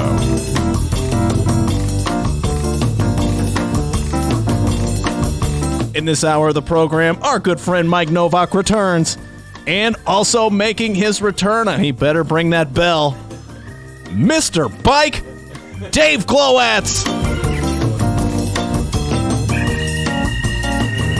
And now your host, Mr. Train. That's how we get here. Yeah, Chicago Reader columnist Ben Joravsky. Yes, indeed. Mike Novak is in the studio. Mike Novak is in the studio. We're going to bring him on. We have any updates, Steve, before I bring on young Michael? Like I said, kind of a slow news day here in Chicago. We kind of know, our president's a madman. So we haven't done this in a while. What do you say we take a look at our president's Twitter page? Oh, get Mike Novak talking about that. Do we have to? Yes. Eat your vegetables, young Michael. Yeah, what do you say we do that with a little segment that we like to call Hail to the Tweet. That's right, we call it Hail to the Tweet. I need a few seconds here. Hey, Ben. Oh, wait, Mike, what are you switching the microphone? I'm trying to get one where I can hear myself. Maybe we just need to boost the headsets. Yeah. Mike, Oh, my goodness. I think you should know about Mike Novak. I know. Man. Well, no, it's doing radio for 40 years. I'm deaf as a post. All right. I'm cranking your mic up right now. Wait, 1 second. I'm cranking your mic up right now. How about that? Yeah. Okay. Right. I can hear a little bit. Yeah, that's good. That's a little better. That's all I needed. I really don't want to hear myself. I want to hear Ben. What about Dr. D? Oh, I'm Dr. D, of course. Come on. Yeah. What am I, chop liver? All right, hold on. How about that? Can you hear us better now? Oh, now you're talking, dude. There we All right. go. All right. Let me turn this down. All right. Technical issues here on the Ben Joravsky It's Show. almost a real radio station. We're here. getting there. We're getting there. I love the keyboard. Should I play a couple of numbers Yeah, here? well, you will before the show is over. Every guest does it at the end. Yeah, Whether you like it or you'll not. find that out pretty soon. All right, let's do Hail to the Tweet. Cue the Okay. ukulele. All right. Okay, this one's from 15 hours ago, okay? Here's our president. Wow, CNN ratings are, all caps, way down. Record lows. People are getting tired of so many fake stories and anti-Trump lies. Chris Cuomo was awarded for lowest morning ratings with the primetime spot, which is failing badly and not helping the dumbest man on television, Don Lemon. Wow, he's still going Pretty good. after Lemon. Really? Yeah, excellent That's all he's got, imitation. huh? Yeah, no, Donald Trump has lost his mind. And Lost? I mean, all right, that was presumes. he issued one at birth? He had one, I presume, at birth. There was this bit that I saw on, I forget where I saw, Facebook or something. Somebody, or maybe it's, I don't remember, saw Donald Trump giving a commencement speech denouncing walls. Did you see this one, young Michael? He was saying, like, if you see a wall, don't let it impede you. Don't let it block you. Go over the wall. Go under the wall. Go around the wall. This is A metaphor for something else, yeah, perhaps? but this is from about 12 years ago before he figured out that Right. this was going to be his ticket to the presidency. And sad to say it was his ticket to the presidency. Anyway, so yeah, Donald Trump. I believe the Russians were his ticket to the presidency. Good point, young Michael. All right, D, anything else before I turn to Mike? No, I think it's about it. That's it? So that's all we got with Trump today? Wow, this is a slow news day, All right, let isn't me it? just say this. Mike Novak is the host of a show called The Mike Novak Show. Whoa. Yeah. Crazy I world we're know, living I in. know. It's Which on tells you everything you need to know about my career right there. Mike Novak, and Sundays 9 to 11 a.m. on 1590 WCGO AM, and the man knows more And about actually, we now have an FM 95.9. Whoa. Yeah, FM, man. so they the equipment there, and they're putting it in. Yeah, that's a great studio. Dennis and I visited that studio. Remember That's that? Dave? right. And as a matter of fact, our GM, Chuck, says hi. Oh, I tell Chuck we say hi. And, it going, Chuck? And I'm Yeah. still agitating for you to come on Let's Sundays. cut that deal. All right, come on, Chuck. Sunday mornings, right after the Mike Novak Show with Peggy Malecki. I don't know. I think it'd be great. There we Get you go. back on AM radio. Yeah, AM radio. That's where I belong. I was on AM radio. What happened to that station, D? Yeah, you were fired. That's Oh yeah, I forgot. Wow. Yeah. How can I forget that? Well, you want to start a club? Yeah, right, Mike. I think we talked about this Yeah, last time. all on the right. show. All right, Mike Novak, his show is dedicated to environmental issues. The man knows a lot about gardening, but he also follows passionately the programs put forth by our various mayors in the city of Chicago. We're supposed to be a liberal city. We're supposed to be a blue city. And we have a horrible record on the environment. And then we could talk forever about what Donald Trump, the war he's waging on the environment from his position as the president of the United States, gutting the EPA. You know, it's almost with him incidental. He's just doing whatever he wants to do. But if the environment happens to get trashed at the same time to him, I don't think that's not on his radar. I don't think he really cares about it. Yeah. I think it's just, and all of his appointees are like him, lowlifes and grifters, and so they systematically tear down those various departments they're assigned to, and he's had a couple of particularly bad ones in EPA and the Interior, and then those two guys, the two guys who started are gone, and I'll replace by other lowlifes, and on and on and on. It's the way it goes. Yeah, no, and I guess if they have an overriding philosophy that somehow or other human beings do not have an impact on the environment, so there's no need to in any way regulate companies and corporations that pollute, and so that's better off for us because then there's more money for the people who run the companies. I guess that's their overriding philosophy. Well, I don't even think the first part enters into it. It's just about how do we make more money for these companies, and the regulations they're just mosquitoes. They're pesky little things in the air that we need to swat away, and then we can make sure that our buddies get even more money. And there's no sense of consequence. There's no sense of future in it. It's nihilism is what it is. Yeah, nihilism. All right, speaking of nihilism, let's take it down to the local level. This is something I find Local interesting. nihilism? Yeah, local nihilism. I always find this interesting. There was a movie called Annie Hall, came out in the 70s. I saw that one. Yeah, it was a good. We were talking about movies. There's a funny bit there where the young Woody Allen character in the movie has learned that the Earth is constantly expanding, and one day it'll blow up. And as a result, he has stopped doing his homework. Okay, because what's the point? And his mother is trying to find answers and solutions. Takes him to the local rabbi to get some advice, and she says. The rabbi says, so what's the problem? He goes, the world's going to blow up. Why should I do my homework anyway? And the mother says to him, what's that to you? You live in Brooklyn, which I just have always thought was a line. But yeah, like the world's going to blow up, but you live in Brooklyn. What do you care? Anyway, we have that attitude here in Chicago. climate change exists. Like we're destroying our environment. And yet, what's that to you? You live in Chicago. You don't have to do anything about it. And it seems to me that the city of Chicago, correct me if I'm wrong, educate me if I'm wrong, has been lax, to put it mildly, on the things that it could do to be a better steward of the environment. Am I being unfair to the leaders of our great city, young Mike Novak? Not at all. Okay, explain. Not at all. All right, take us down. No, it's if you go back to Richie the Deuce,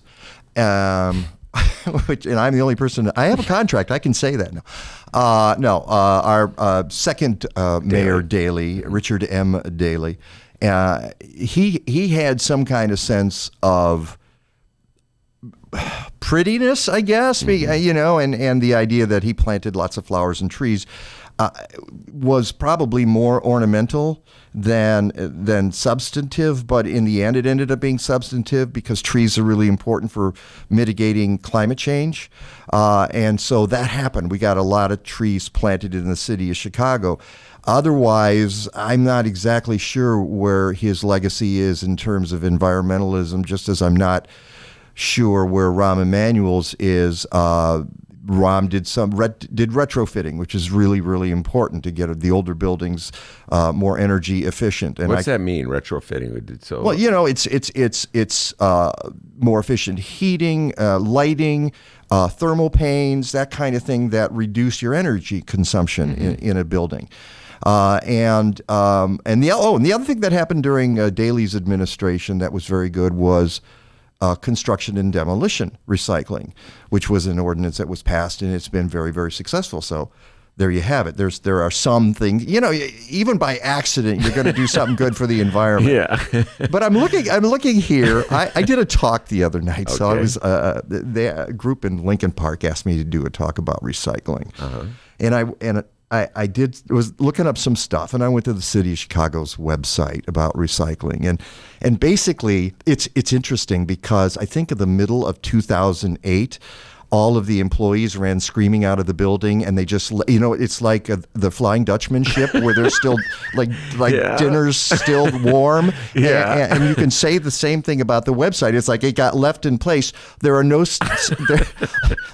numbers for recycling after July of 2018 on the site. Yeah. And it's halfway through the year, and it just suddenly goes blank. Okay, this is the city of Chicago. And then I went to the page that says, about blue cart recycling. And it reads, I hope I can read this because it's too good. If you do not have blue cart recycling service in the city of Chicago and in a single family home, 2-flat, 3-flat, or 4-flat building, you will receive the blue cart recycling service by the end of 2013. That's on the website right now, okay?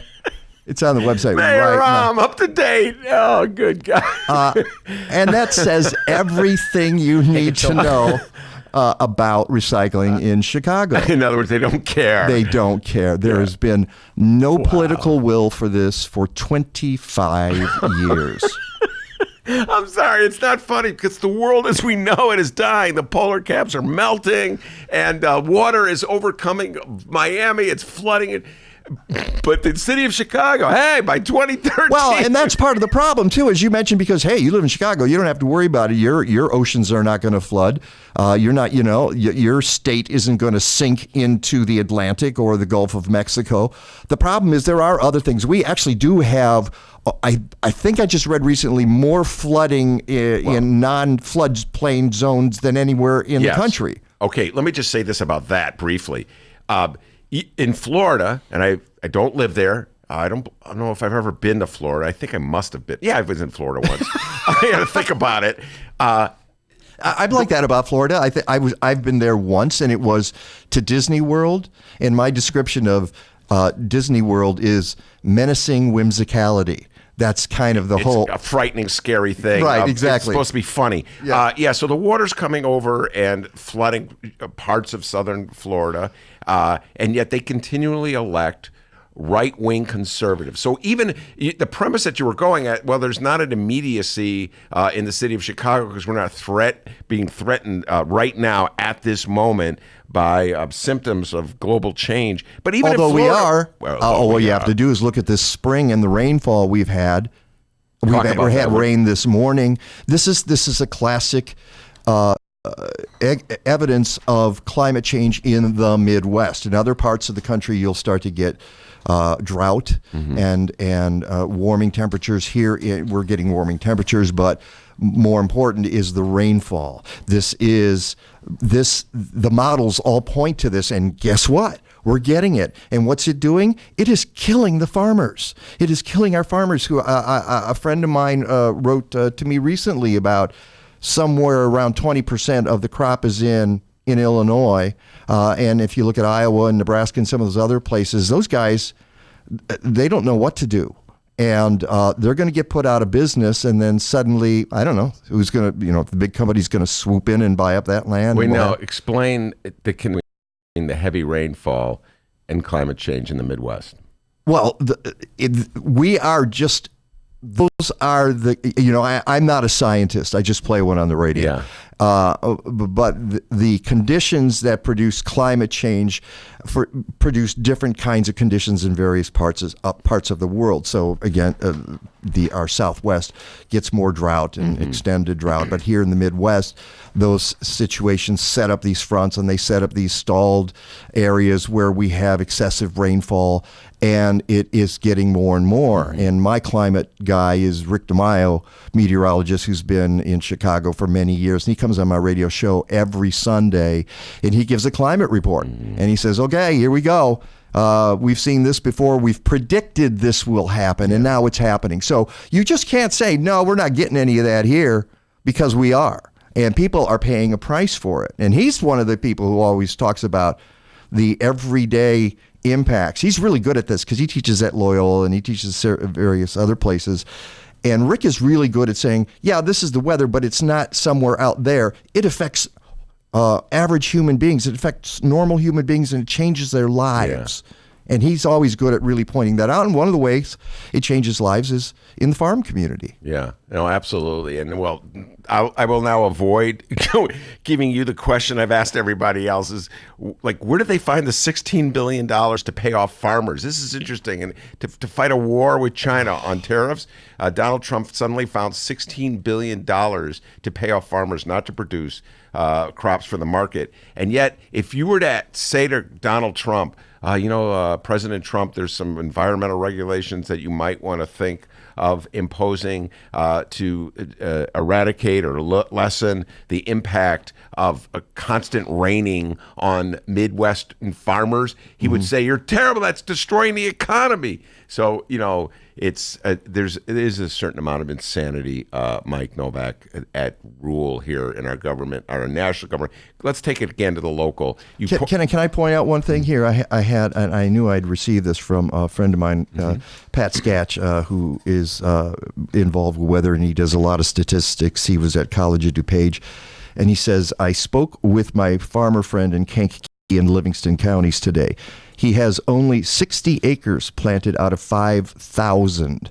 He should have been completed by now. For the last 3.5 weeks, they received 10 inches of rain. 10 inches of rain. This is the worst planting conditions he has ever seen in the 42 years as a farmer. They should have been completed by now. He is considering a preventive planting insurance claim with the government. The deadline for the claim is June 5th. In other words, if they cannot plant completely by that date, which is, a week away or so, he is eligible to make the claim. Most surrounding farmers in that area are in the same condition. He feels devastated. His crops are corn and soybeans. So that's what's going on. That's a consequence. Yeah. All right, let's go back to the local level. It was a dark humor, but it was very funny. You read from the city's website, which hasn't been updated since 2013, on the recycling, showing Rom's great commitment to recycling. Recycling, couldn't care less. Probably thinks it's a total loser issue. Take a chill pill, man. Yeah, that's our guy. So what do you think, what are you hoping that Lori Lightfoot, the incoming mayor, will do in regards to building up the recycling program in the city of Chicago. Well, I'm hoping she gets some people who are invested in this. I don't know exactly what she's going to do. As I posted yesterday on Facebook when writing about something like this. Well, actually posting that those words from the site, I put those up there. I said, well, she didn't put me on her transition committee on the environment, so here's what I'm hoping is, she's got, and I'm sure she's got really smart people, but I think she has to hit the ground running. What I'm afraid of is that we'll hear from the city and they'll say, well, this is a tough problem and it's been mismanaged a long time, so give us 6 months and we'll get back to you. Mm-hmm. And I would say, no, we've had 25 years. I'm sorry that you're put in this position and you're brand new here. What I would do is make a commitment right away, whether it's simply to enforce the law that Emmanuel got passed in 2017 with the high rises, that was just busted by the Better Government Association, by Madison Hopkins, who was on my show last Sunday talking about this. And she's busted them twice now in 8 months. Talk about the law. It was a law called, are we allowed to say the word Burke anymore in Chicago? You've already done that. You missed the opening line. Oh, yes. I missed that. I'm sorry. Evil Eddie Burke. No, they got us very afraid. There was 2 stories in the paper about evil Eddie Burke, who is still lurking in the back rooms. He's somewhere there. Guys, stop! You're scaring me. Okay, sorry, man. Yeah. Is he here somewhere in the bowels of the Sun-Times? Well, I'm gonna see if he's under the table with the libertarians. Nope, it's not under the table. table. Not with the libertarians. Libertarians who are just Republicans who want an upgrade, basically. Republicans who are ashamed of Donald Trump call themselves libertarians. Yeah, but they did that even before. Yeah, Donald Trump. they were ashamed of George Bush. There's a lot for Republicans to be ashamed of. Yeah. Okay, so I'm a libertarian. That distinguishes you from the lunatic that you probably voted for in the last election. So the people who, the Democrats who are ashamed of Bill Clinton, are they progressives now? Is that? Yeah, is that I guess how that that's what works? it's. Yeah. I think, although the funny thing is that Bill Clinton would probably say, "I am a progressive." So when it comes to the word progressive, Mike, there is really no center to it, if you know what I'm saying. But anyway, libertarian. So back to the law. Back in 1993, there was a law passed in Chicago called the Burke-Hansen Ordinance. And the idea was Bernie Hansen. That's. I was like, Burke Hansen? Is there a guy named Burke? Hansen. God, okay. And 2 aldermen in the city of Chicago. By the way, folks, it's not a dash; it's a hyphen. There are still hyphens in the world. Hyphens, yeah. Mm-hmm. Because you hear the commercials on radio, and you know this, Dr. D, is that you're always supposed to say dash because it's a lot easier to say than hyphen. But it ain't a dash. It's a hyphen. Okay, we got that straight. We're losing the hyphens in society, He's folks. been wanting to get this out for a while. That's a dash, right? Exactly. That would be Dave Glowat's our next guest. He's limbering up with his yoga to come on. Anyway, go ahead. So the law got passed that high rises were responsible for setting up recycling programs in their buildings. Here's the problem: nobody did. And the city would not enforce it. Richie Daley said he didn't want. I don't want to fine people for that. We don't want to get people in trouble. That's actually not a bad Daley. Very good. I can't do Rom. Rom's really hard to do. Dennis, come on. Okay, with Ron, we realized something with all of his speeches, and I don't know. I guess it's okay. I'm smart. You're not. Yeah. He's smart. You're not. Yeah, that's his Rom. So they didn't enforce it, and they didn't enforce it, and they didn't enforce it. And when I was at the Chicago Recycling Coalition with other folks there, we would say, "Hey, how come you're not enforcing this law?" And they didn't.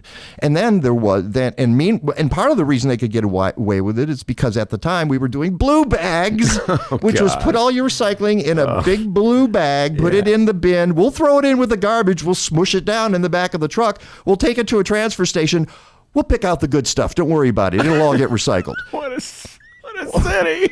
We had that for 15 years. God. The only person who believed in it was Richie Daley. I'm not even sure he believed in it. Yeah. Don't you think at some point he would just go back room with his friends and go, "What a bunch of idiots," because he called himself the environmental mayor.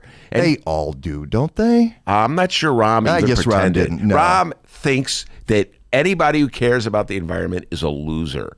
Okay?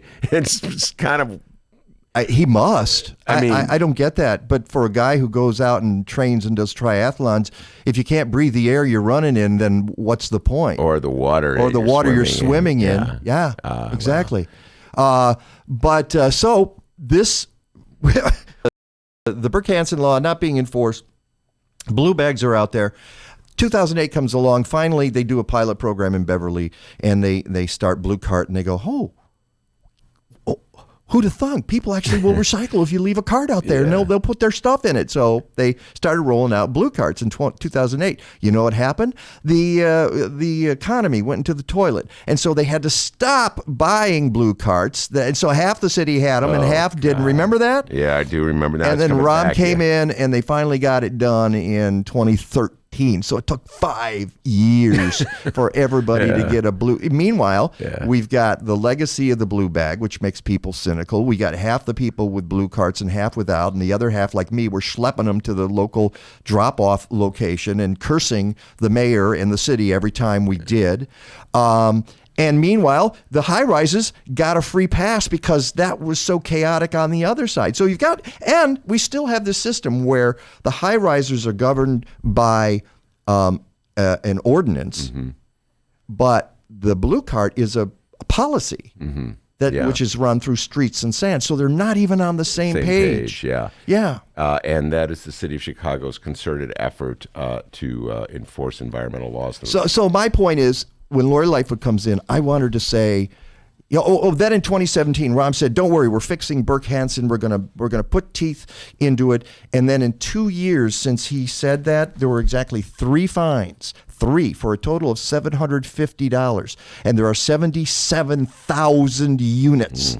That they are buildings that they could have fined or investigated. Most of them got a pass.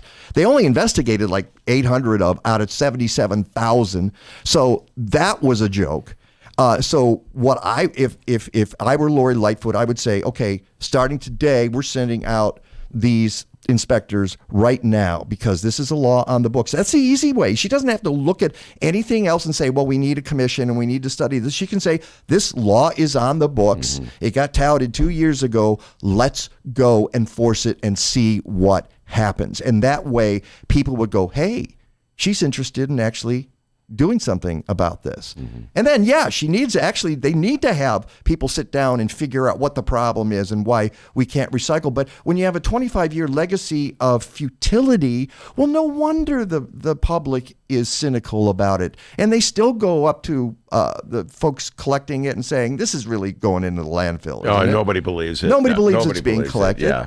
It is. Some of it is being recycled. Some of it, we know. How much? We don't really know because there's not been a lot of transparency there. No. Mike Novak is my guest. We're talking environment in the city of Chicago, what the city can do. I haven't even got the street lamps. We could talk like for 20 hours on street lamps. We're going to keep Mike here with us. Dave Glowatz is with us as well. In fact, Dennis has called this segment Mike and Bike because Dave Glowatz is known as Mr. Bike in the city of Chicago. Oh, I love Mr. Bike. Mr. Bike, And so we're going to bring on Dave Glowatz. We're going to keep Mike Novak here. We're going to broaden the discussion to the TIF program and what went down with Lincoln Yards and Dave's great exchange with Mr. Riefman, the planning commissioner. Dave and Riefman are best friends now. Yes, indeed. So we'll be right back after this. Cirque du Soleil's Big Top comes back to Chicago with its latest show, Volta. Venture into a captivating voyage of discovery inspired by the adventurous spirit of freedom, where a surge of action sparks a high-voltage journey. Volta. Playing May 18th through July 6th under the Big Top at Soldier Field. Tickets at CirqueDuSoleil.com. Volta thanks their partners Hennessy Black and Champagne Nicolas Fayette.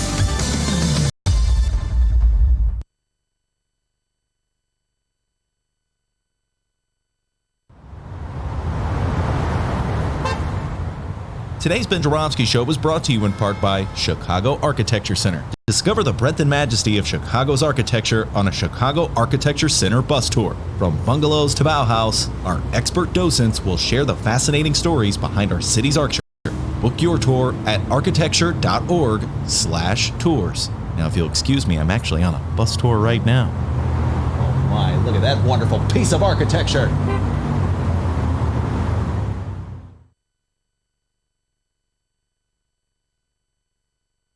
Hey, everybody, what you're about to hear are the piano stylings of Jeff Manuel. Man, listen to Jeff go. Jeff Manuel has been playing piano around Chicago for years. He's played for conventions, for celebrities, played in basement bars with blues bands. He's played at prestigious social clubs, fine restaurants, and in the intimacy of private homes. Book Jeff Manuel at jeffemanuelpianist.com. Don't worry, I'll spell his name at the end of this commercial. You know what Chicago Magazine said? They said that Jeff Manuel is, quote, as comfortable with Chopin as he is with Cole Porter. He's excellent and his performance is joyous. He offers an elegant stream of compositions and interpretations that entertains the mind but won't hurt the ears. To hear more of Jeff Manuel's work and to book Jeff for your next event, go to jeffmanuelpianist.com. I'm going to spell it out for you, people. Jeff. M as in Mary, A, N as in Nancy, UELPIANIST.com. Take it away, Jeff Manuel.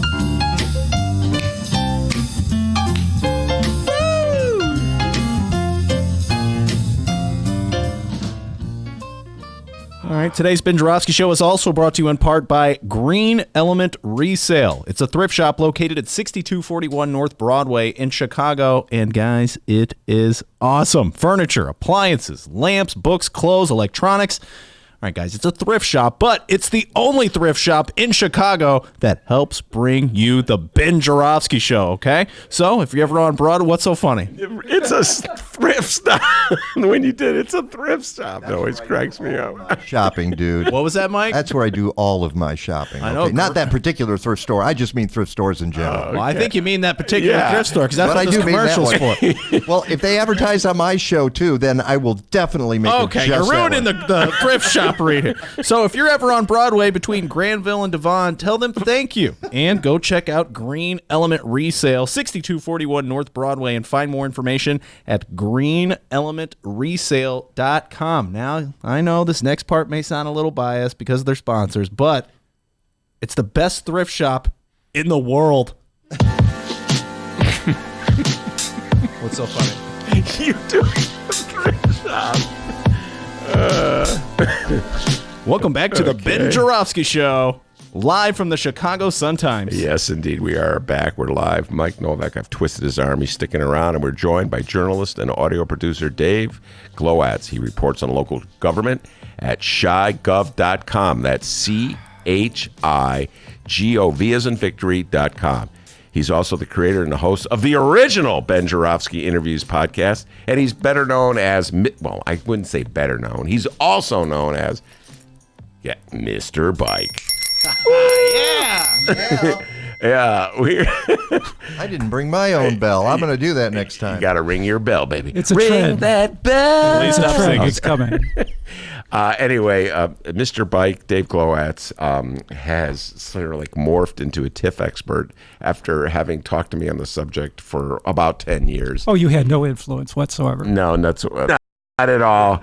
And he would have done it anyway. He would have found his way to TIFFs anyway. And his reporting on this issue has been really great. Scott Wagasback himself endorsed it from the stage of the Hideout. We're now knowing him as the hated Scott Wagasback, according to his city council peers. That is so bizarre. I mean, just for a moment here, like they've turned this in like he's hated. He's so mean. He's the nice guy in the Chicago City Council. Well, it's gotten just more hyperbolic as time has gone on. First, it was like, well, he doesn't get along well, and now it's like no one really likes it. It's so Who weird. said that? Oh well, it's the other. It's the Anthony Beale, Ed Burke. We've been discussing Ed Burke a lot. Yeah, the evil Ed The Burke. Beale Burke axis. He's under the table. he's Don't go in the basement.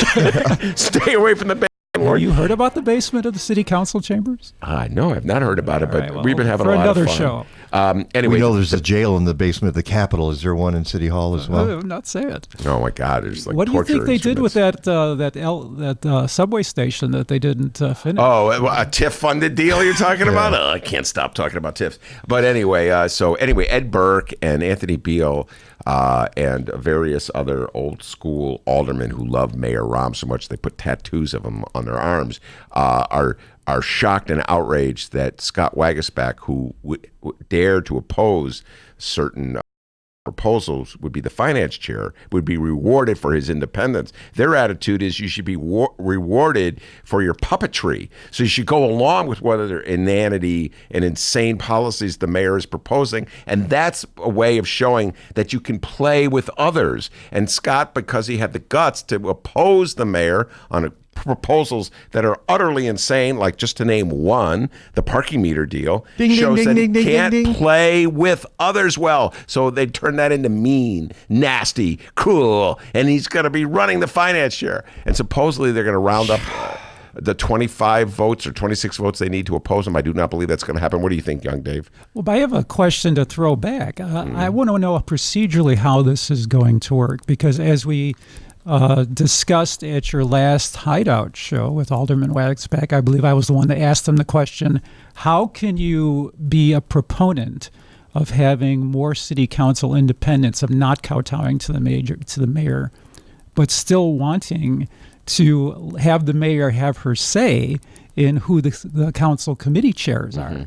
And so I believe it was Scott Waguespack kind of dodged that one. But my question is, when the city council meets on the 29th, and this is purportedly when the slate of more... Sorry about that here. I'm trying to figure something out here. Dr. D just weighs in. Uh-oh. The twist tie came apart over there. All right. Yeah, you're on. The slate of Mayor Lightfoot's committee chairs comes up. Yes. The city, on paper, the city council members are the ones to approve that, and that's where the 26 vote comes in. So what I'm wondering is there going to be a separate vote on each committee chair, or is there going to be an omnibus sort of ordinance that says we are going to make all these recommended chairs the chairs? And she's also changing the budgets of some of the committees, notably the finance committee. She created a brand new committee on, workforce? Yes. And no, what's she changed the one that she name gave to Sue Garza, the great Sue Garza, 10th Oh, that Ward one, Alderman. yeah. And that used to be. I can't believe I know this stuff. I mean, this is really That's why a cry for This help. is what you do, You know, right? but it's That's kind of why I embarrassing. Huge dork, guys. Pat O'Connor's old committee, and so they gave it to Sue Garza, and they cut the budget. But your point. But that's an ordinance. So the ordinance has the amount of budget for the committees. So Well, that has to be another thing that they approve. She can't just go and say, "Oh, you can't have $1 million for," or what is it, $10 million for the finance committee? They could cut. Well, okay, and this is what the Sun-Times, Fran Spielman is suggesting, that there are ways in which evil Ed Burke, using his mastery of parliamentary procedure, could raise objections and call for votes on each and every one of these items to force people to take a stand, that kind of thing. You mean he could rise out of the bathtub like Glenn Close? I used that line. You're stealing my best material. Sorry. No, he's a listener. Oh, he's a listener. He's a listener. I used that line last week. Remember, D? Long time, first time, last time, basically. No, but Glenn Close was, she was, who was I talking? It was Rahm. I was saying Rahm's going to be like Glenn Close, just emerging from the, so anyway, so these are all the parliamentary games that will go down on Wednesday, and the bottom line remains, no matter what game they play, it still comes down to can evil Ed Burke muster the 26 votes he needs to defeat Lori Lightfoot and her proposal to put Scotty Waguespack in charge of finance. I do not believe he can get 26 votes. I'm showing great faith. I know this is going to be, I'm going on a limb here, great faith in the intelligence of Chicago aldermen. I'm sorry. That they would realize it's in their better interest to be seen as an ally with incoming Mayor Lori Lightfoot as opposed to be seen as an ally with the evil Ed Burke. I don't see it You're as shaking your head in disagreement. Yeah, I don't see it as aspirational as that. I see it more pragmatically. I think she's cut deals. Like, for example, she let Michelle Harris as head of the budget committee. Mm-hmm. Now, you say what you want about Michelle Harris, but when you look at her, just on paper, if you look at her voting record in terms of how she has voted with manual administration proposals in the city council, I'm guessing she's near 100%. Yes. I think your guess would be correct. So if this vote flies, if the Lightfoot recommendations fly for chairs, I think it's because she cut deals, not because all the aldermen suddenly got gospel. I sit corrected, young David. You are correct. There is nothing idealistic about it, but just in case, just to make sure that she fortifies whatever embers of idealism may exist. But I would say it's all pragmatic. You're right. They cut deals. They gave someone. She took a page from Eddie Verdoliak. Did this in '83. You give out committee chairs to people and you win their votes over. Yes, you're absolutely correct. But just in case they stray, she's ready to use Ed Burke as the specter to tag them to Burke. And nobody wants to be tagged with Burke. So I think that's a pragmatic decision in and of itself. You know, it's not idealism. They're not saying, oh, I like Lori Lightfoot because I believe in the gospel of reform. It's, I think I have a better future if I'm tied to her, who just got 75% of the vote, as opposed to being tied to Ed Burke, who's about to be indicted by the feds. Do you follow what I'm saying? But what is the due date, the ready-by date for that indictment? It's June 7th? Something like that, yeah. In fact, there was one of our guests who said he may not be able to make the show because he has to be covering that story. All right, let's get to the latest stories that you've done on Lincoln Yards and the TIFF. I guess we'll start with your newfound friendship. You guys are best pals. Dave and me. Say he liked the article. Wow. All right, talk about David Riefman. He stepped down as planning commissioner. Am I correct about that? Yeah, he was the head of the Chicago Department of Planning and Development for almost 4 years. He was hired by Mayor Emanuel into his Emanuel's second term. I think it was September of that year. And he had just finished 27 years at DLA Piper, which is a worldwide law firm, but in Chicago is known for doing zoning and development deals. And Riefman himself was known as specializing in mega development deals. Wait, hold on. Let me just make sure I understand this. So Rom thought it would be a good idea to put a zoning lawyer whose specialty is putting together big mega development deals that use public finances, that use public money, in charge of the department that oversees big mega development deals that use public dollars. Is that what you're saying? I wish I had written this, but it was Chicago Magazine that wrote that developers clinked their shovels in toast when Riefman was hired. That is a good line. Yeah. So how is that different in principle than Donald John Trump putting Scott Pruitt in charge of the Environmental Protection Agency, even though Scott Pruitt is the guy who's leading the war against environmental regulations? Dave, well, I interviewed a bunch of folks for a piece I did for The Reader, which came out last week, and your listeners can see that at chicagoreader.com.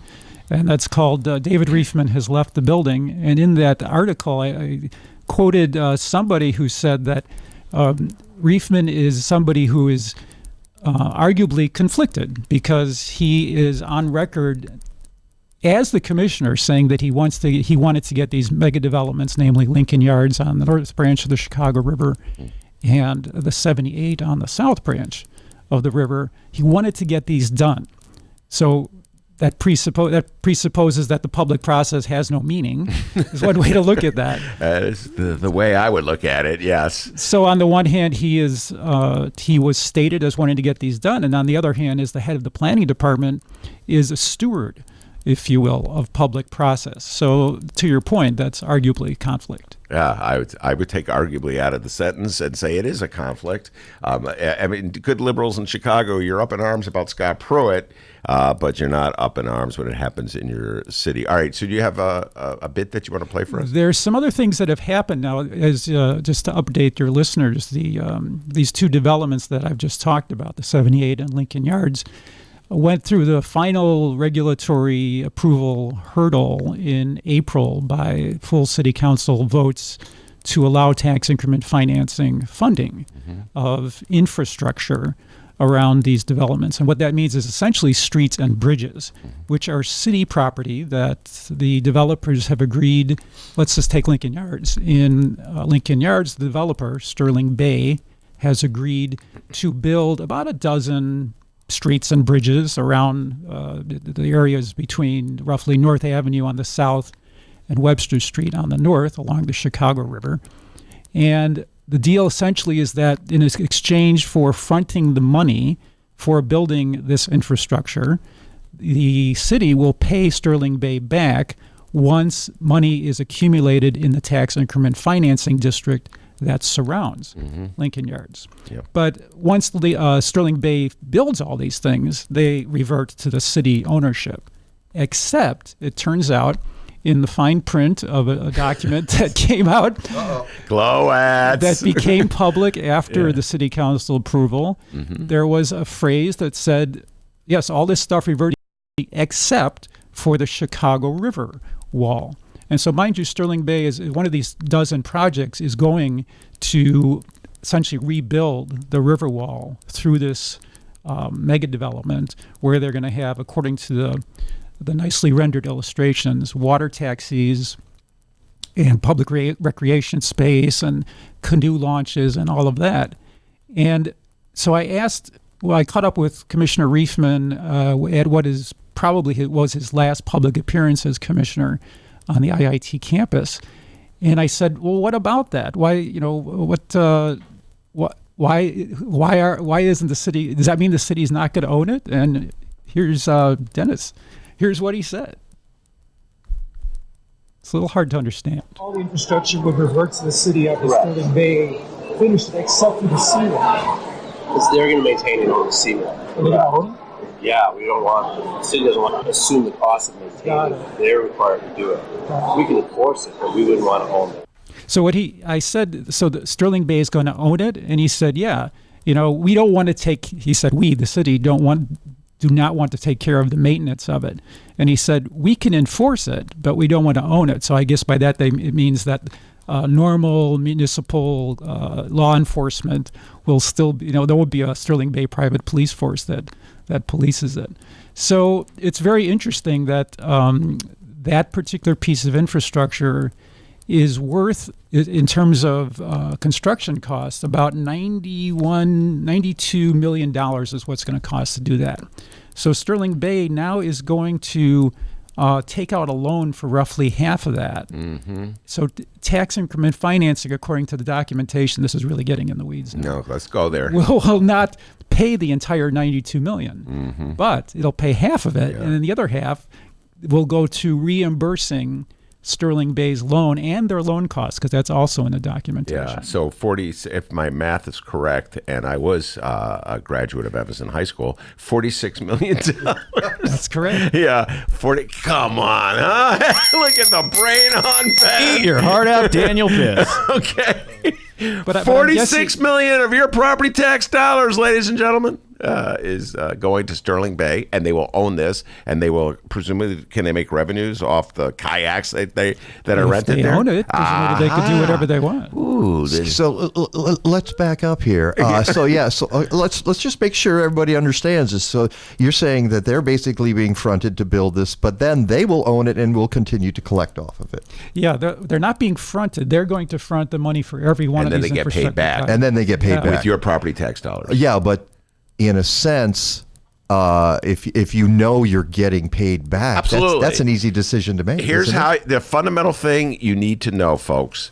It'd be as though Mike Novak was given permission by Mayor Rahm to take the money that he would ordinarily pay in property taxes for schools, police, fire, county, etc., and instead spend that money building a new barbecue pit in his yard, because Mike Novak says, I need a barbecue pit. And the city of Chicago said, I think that's a good idea.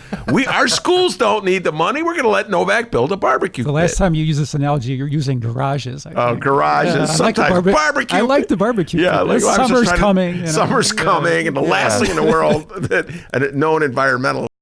How about neighborhood trampoline? I kind of like that too. All right. So anyway, they get to spend their property tax money on themselves as opposed to the rest of the taxing bodies. And so all their other suckers and saps, including everybody in this room, and there's Come on, you got it. You got it. 5 people in this room pay more property taxes. You are fools, Chicago. They sucker you. You're saps. And they're laughing at you right now. Anyway, that's your TIF program. So in other words, you were the one who did the deep dive, no pun intended, into the contract that the city is signing with Sterling Bay and city decided was somehow or other a good idea for the city of Chicago to allow Sterling Bay to control the riverfront walls in this area. Is that correct? That document is called the Redevelopment Agreement, and this is essentially the contract between the city of Chicago and to build these dozen infrastructure components. And it details the funding mechanism, where I uncovered that little piece about the half loan amount. And it also talks about, which we shouldn't get into today because it's rather Byzantine, it's not just a straight reimbursement. In other words, Sterling Bay doesn't present an invoice and the city cuts a check. Mm-hmm. What happens, there's an elaborate financial instrument called a TIF note. It's kind of like a bond that's issued, and Sterling Bay sells that. And so it'll be interesting to see how that develops during the Lightfoot administration, because none of that stuff has been issued yet. Mm-hmm. And so her administration has control of this funding mechanism. So, which brings me to something. Can I ask a really naive question? Go ahead. 2 very smart people here in the room. Well, there's at least one, but go ahead. Is Lincoln Yards a done deal, or with a new administration, is it possible some things might be slow walked and we might get to look at some of this again? In my opinion, the thing I just mentioned, Mike, is exactly what could, I don't know, slow walked, but the development of Lincoln Yards, from the developer's perspective, is predicated on having all this free infrastructure to put it. It's about $500 million worth of streets, bridges, and riverwall, and there's an extension to the 606 bike trail in there as well. And if each one of those projects gets its own little bond issue, but again, as I say, that the administration is responsible for making that happen. Mm-hmm. And so, they set the terms. It's got to be negotiated with all these banker types about what the interest rate is going to be on these notes, what the term is going to be. So there's a lot of ways still to monkey with that. Is what I would think. And there's also a lawsuit filed by the Grassroots Collaborative, and public interest lawyers. We'll have Amisha Patel on the show next week, who's the head of Grassroots Collaborative, challenging the designation of a TIF for that area on the grounds that it's not truly blighted, which gets at the heart of what the TIF program is all about. Mm-hmm. And so it'd be interesting to see how Lori Lightfoot, Dave, you've been talking about this yourself, how Lori Lightfoot will react to that lawsuit. When a similar lawsuit was filed by public interest against the parking meter deal, Mayor Rahm essentially did what he could to undercut the effectiveness of that lawsuit and reaffirm the parking meter deal. Will Lori follow Rahm in regards to this lawsuit, or will she join the lawsuit? Will she step back and say we have to wait for this to be adjudicated? Young man, go ahead. There is an indication in something said by the Lightfoot administration's new housing commissioner. You might recall that Mayor Emanuel, in his final budget, recreated the Department of Housing that had been absorbed into the planning department. Was that during the? Yeah, it was during the Emanuel. It was, man. Yeah, there's so many. Evolutions of the planning department, but there's. And here's for 10 bonus points. What is the name of the new housing commissioner? Do you remember? I sure don't. No, I have no idea. Okay. It's a woman. Okay. Anyway, she was quoted as saying is one of the things that she wants to take on is this thing called racial equity in developments. And she was quoted in, I can't remember what media outlet says, and that to me was a sign. Well, that is because that's one of the bases for this lawsuit. By Grassroots Collaborative. Yeah, Grassroots Collaborative. Easy for me to say. And Grassroots Collaborative. So, and presumably they could also broaden the lawsuit to take on the 78.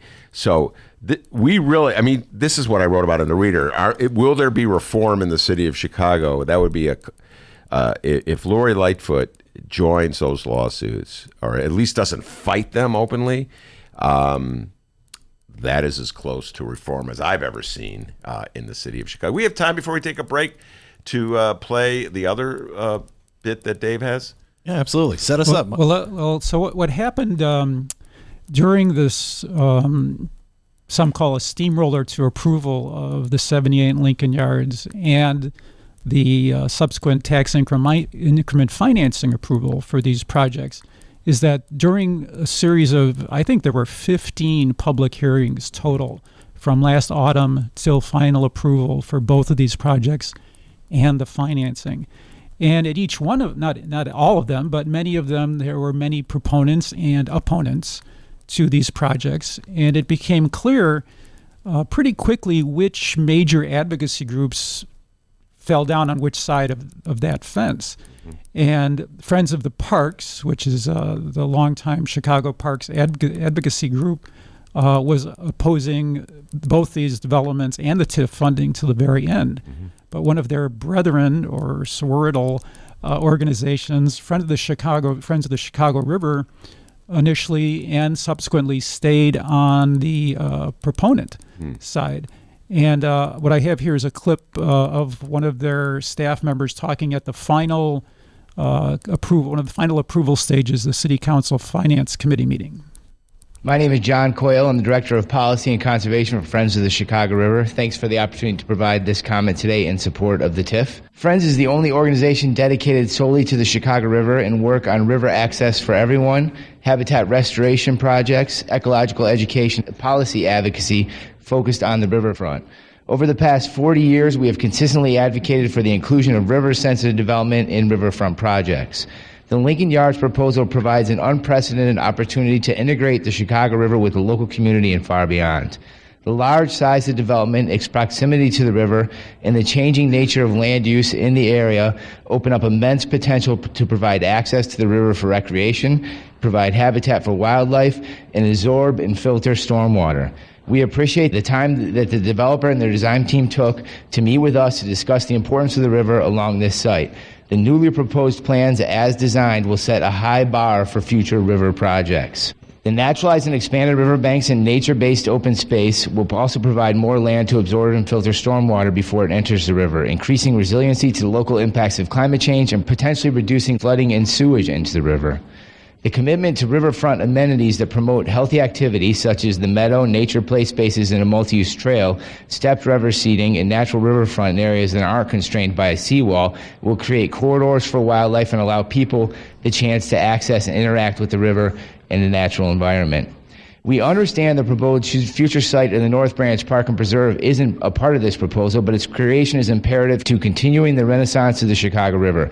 The river improvements that Lincoln Yards has committed to cannot reach their full potential without that important downstream connection to additional habitat, open space, and restored riverbanks. We are excited about the potential for these types of developments along our waterways that move us closer to the vision of making the Chicago River the world's greatest metropolitan waterways.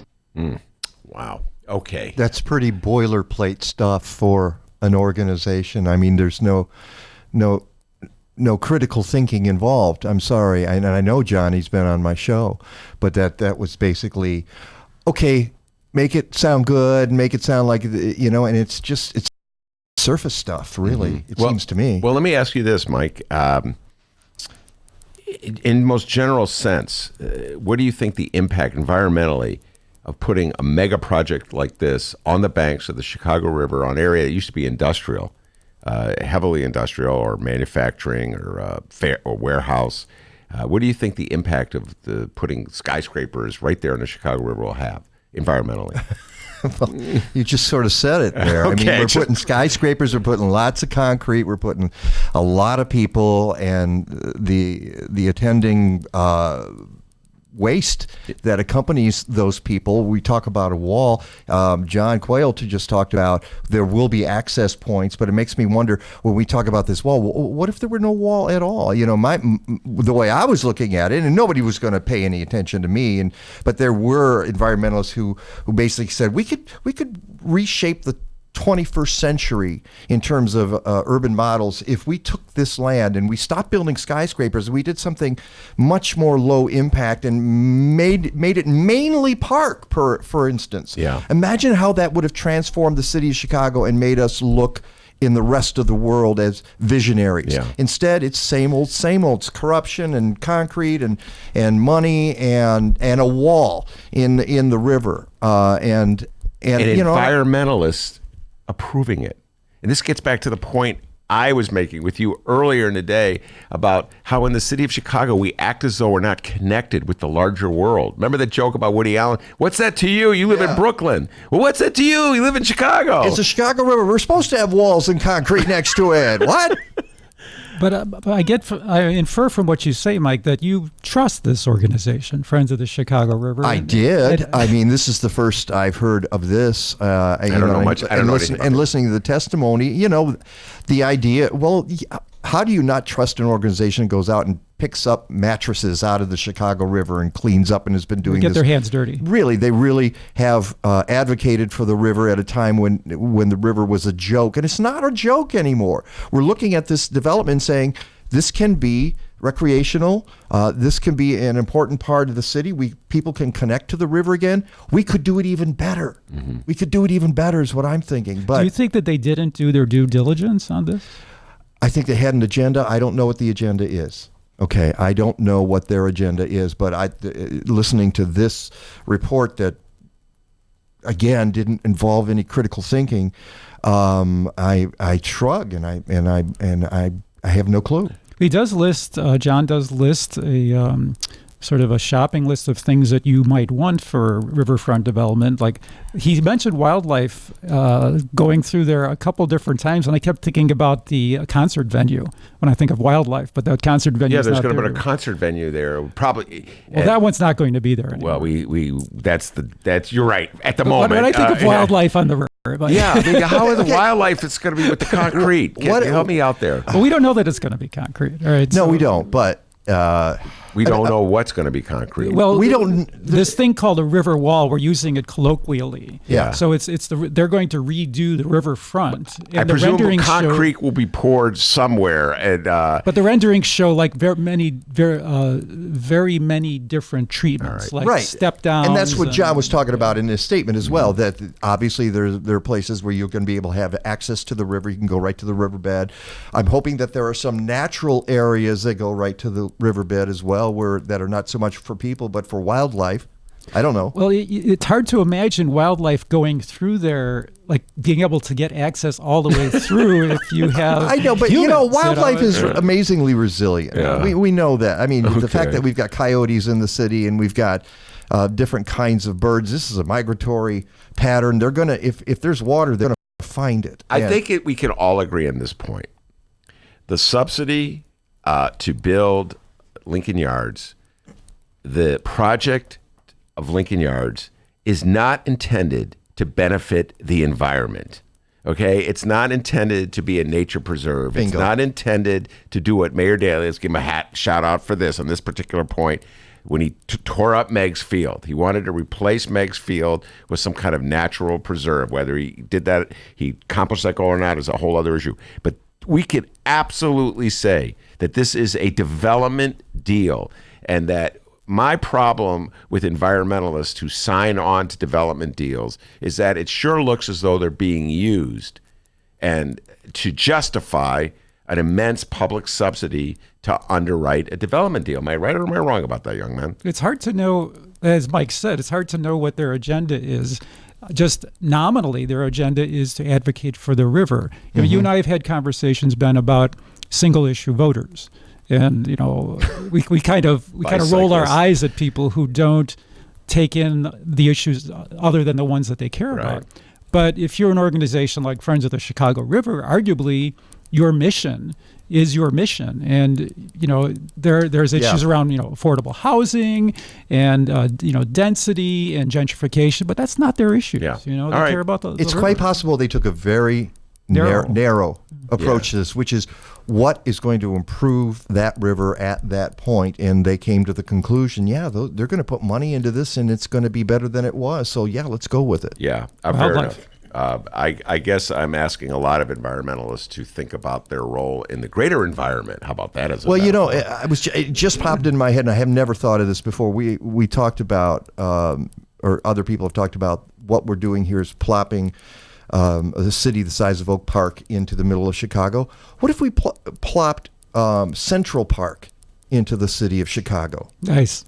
That was well done. Like that. Well done. That's Mike Novak, ladies and gentlemen. The Mike Novak Show every Sunday, 9 to 11, 1590 WCGO AM. That was very well done. Dave Glowacz is here. We're going to take a break. We'll come right back.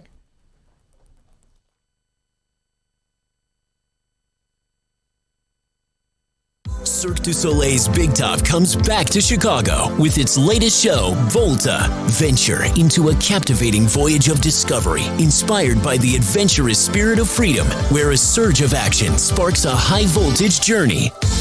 Volta.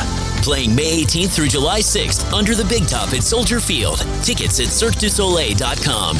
Volta thanks their partners Hennessy Black and Champagne Nicolas Fayette.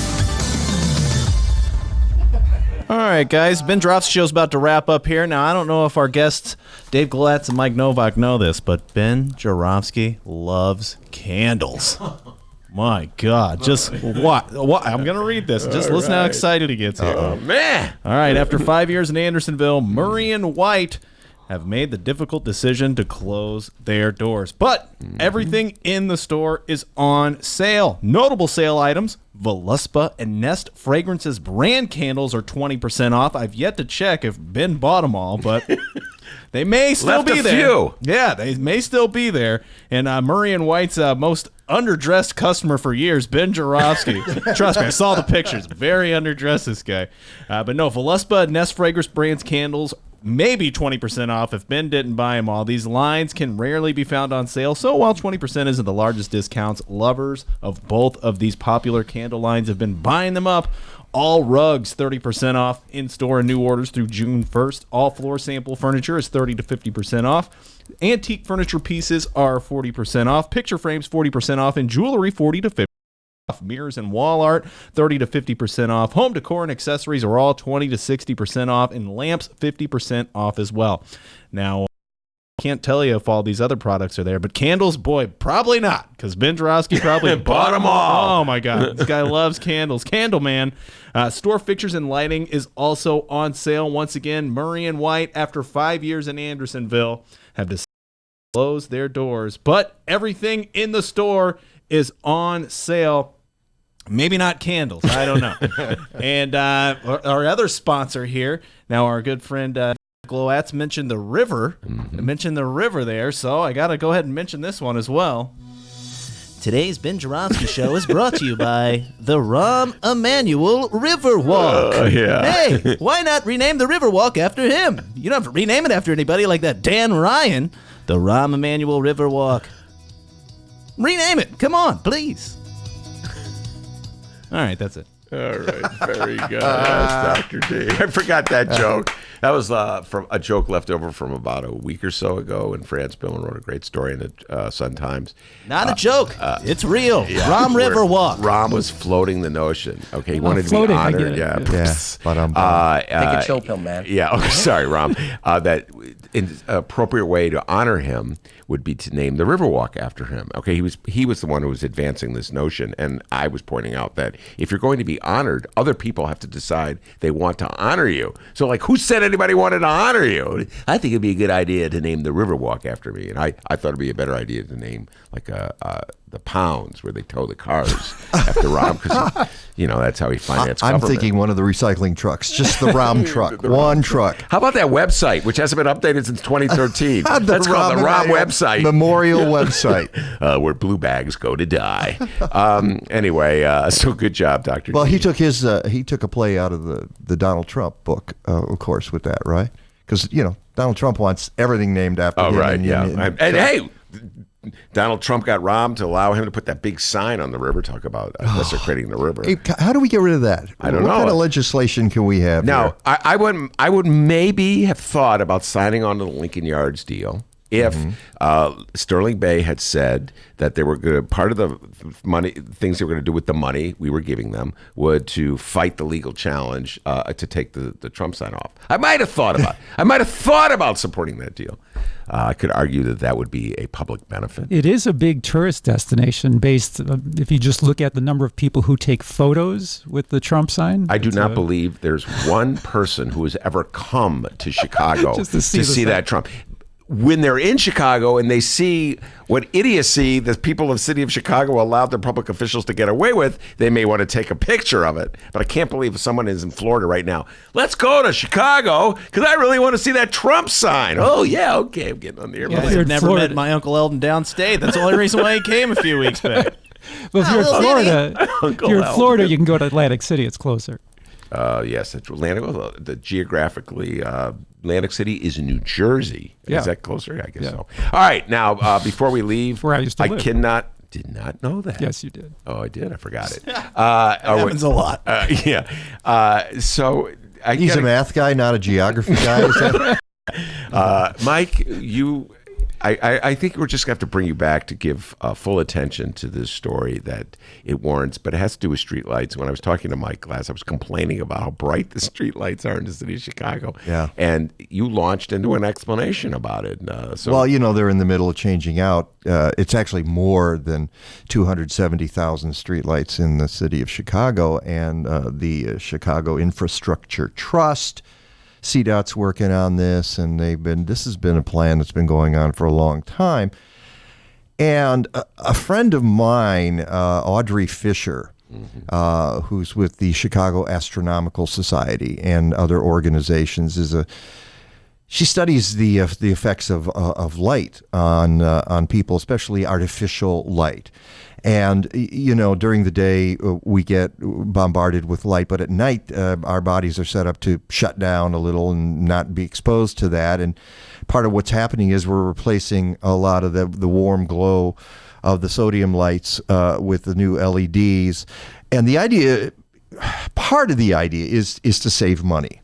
And yes, these new lights will save money because they're LEDs and there's going to be this initial outlay. But the problem is, how blue is the frequency of the lights, and how hot, and meaning candle illumination, are these lights? And when the project first started 4, 5, 6 years, whenever it started, I think about 4 years ago, and they started looking into this, they were talking about 4,000 Kelvin. All right.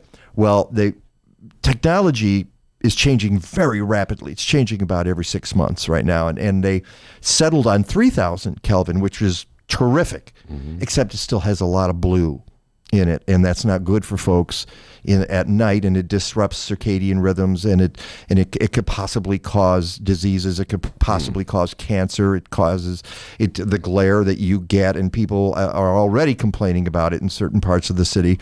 There's supposed to be shielding attached to the lighting. But the problem is, even with the new LEDs, which will be more efficient, we can have issues for cyclists too, where you have a spot, it goes down the ground, and then there's darkness, and then another spot, and you're running in and out of that. It's tough for cops to identify people. It's tough for cyclists. It's tough for people out at night. And so Audrey, my friend, introduced me to this guy named David Mitchell. And he runs a company called Lumican in Edmonton, Alberta, Canada. And he has been talking to the city now for a while. He's come up with a 2200 Kelvin light that has a warm glow, and it actually shows colors brilliantly at night. Problem is, we can't get the city to listen to him and to invest in his light. He says he can even set up manufacturing here in Chicago. And a lot of our lights are coming from China, so that might not be a bad thing. Several weeks ago, I went out to Humboldt Park with David and a few people, including Alderman Wagisback, who stood around for 3 hours with us watching this demonstration. And David had his spectrometer, and he was taking light readings of the new lights that were put in and some of the old ones, so we could see the difference and see where the color was, what part of the spectrum. And the new ones had a lot of blue in them, and the orange ones did not. And then he showed us his light. It's a thing this big. It's a straight light, and he and I were carrying it, and we plugged it into my car.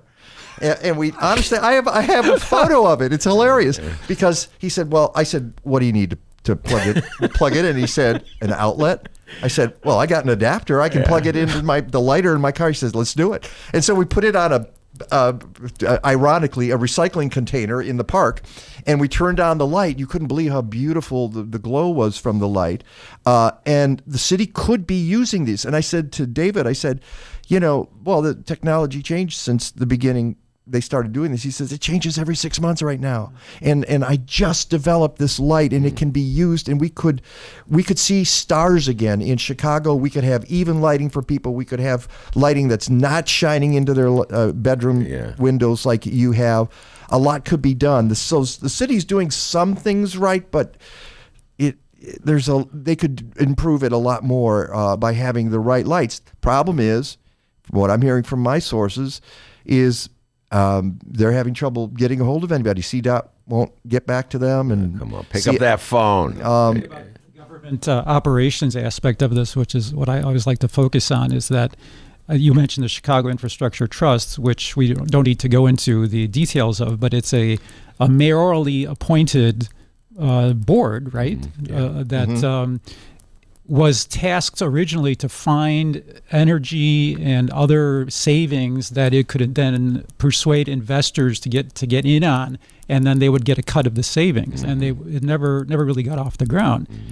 And normally things like what you're talking about, Mike, a big project like lights would either be managed by Public Building Commission, which is another mayorally appointed board, or in this case, the Chicago Department of Transportation, which took over the Bureau of Lighting from Streets and Sanitation, I don't know, about 5 years ago or something like that. But for some reason, the Mandel administration gave this project to the Infrastructure Trust to be the project manager. Now, I'm presuming that Mayor Lightfoot has, just like she has control over who's on the Board of Education, she has control of who's on the Infrastructure Trust. I would guess that she could make it happen. Yeah. She can, and guess what? Alderman Wagisback has her ear, and he now has seen the light in action. Yeah, light, literally. And I'm hoping that he goes to her and says, hey, we really should be doing this. Because he says, and he told me that he's getting complaints already from people about the glare of the new lights. That is Mike Nowak, and Dave Glowitz is here as well. Great job by both of them. Again, the Mike Nowak Show, Sundays 9 to 11 a.m. on 1590 WCGO AM. And you're on, right, Mike? 95.9. 95.9. And, of course, Dave Glowitz. You can find his website, shygov.com. The guy's turning into quite a TIF expert. Great show today. Hey, ring that bell. Yeah, bring the bell, Mr. There we go. Yeah. I want to also thank Romano Hussein, the Romano Rundown at 1:30. A great job done by Leah, our office editor, with a new feature in the show, Facebook interviews. She's stepping up our game a little bit there. And, of course, the man who makes it happen, the man, the myth, the legend. Mike Nowak, do you know that back home in Alton, they call him White Lightning? Did you know that? Yes. Take a chill. Really? But he's at 3,000K or 4,000K? I don't know it. I think he makes slightly less than that. The man, the myth, the legend, the pride and joy of Alton, Illinois. The ladies all love him for his body and his mind. Give yourself a raise. Take it out of petty cash, Dr. D. Have a great weekend, everybody. See you on Tuesday. And remember, you can download previous Ben Joravsky shows at both Chicago Reader and Chicago Sun-Times websites, chicagoreader.com, chicago.suntimes.com, and wherever else you download your favorite podcast. And speaking of downloads, check out our weekend Benny J bonus interviews. Eric Zorn, Troy LaRaviere, and two Republican ladies. I can't remember their names, but it's going to be fantastic. Go check them out.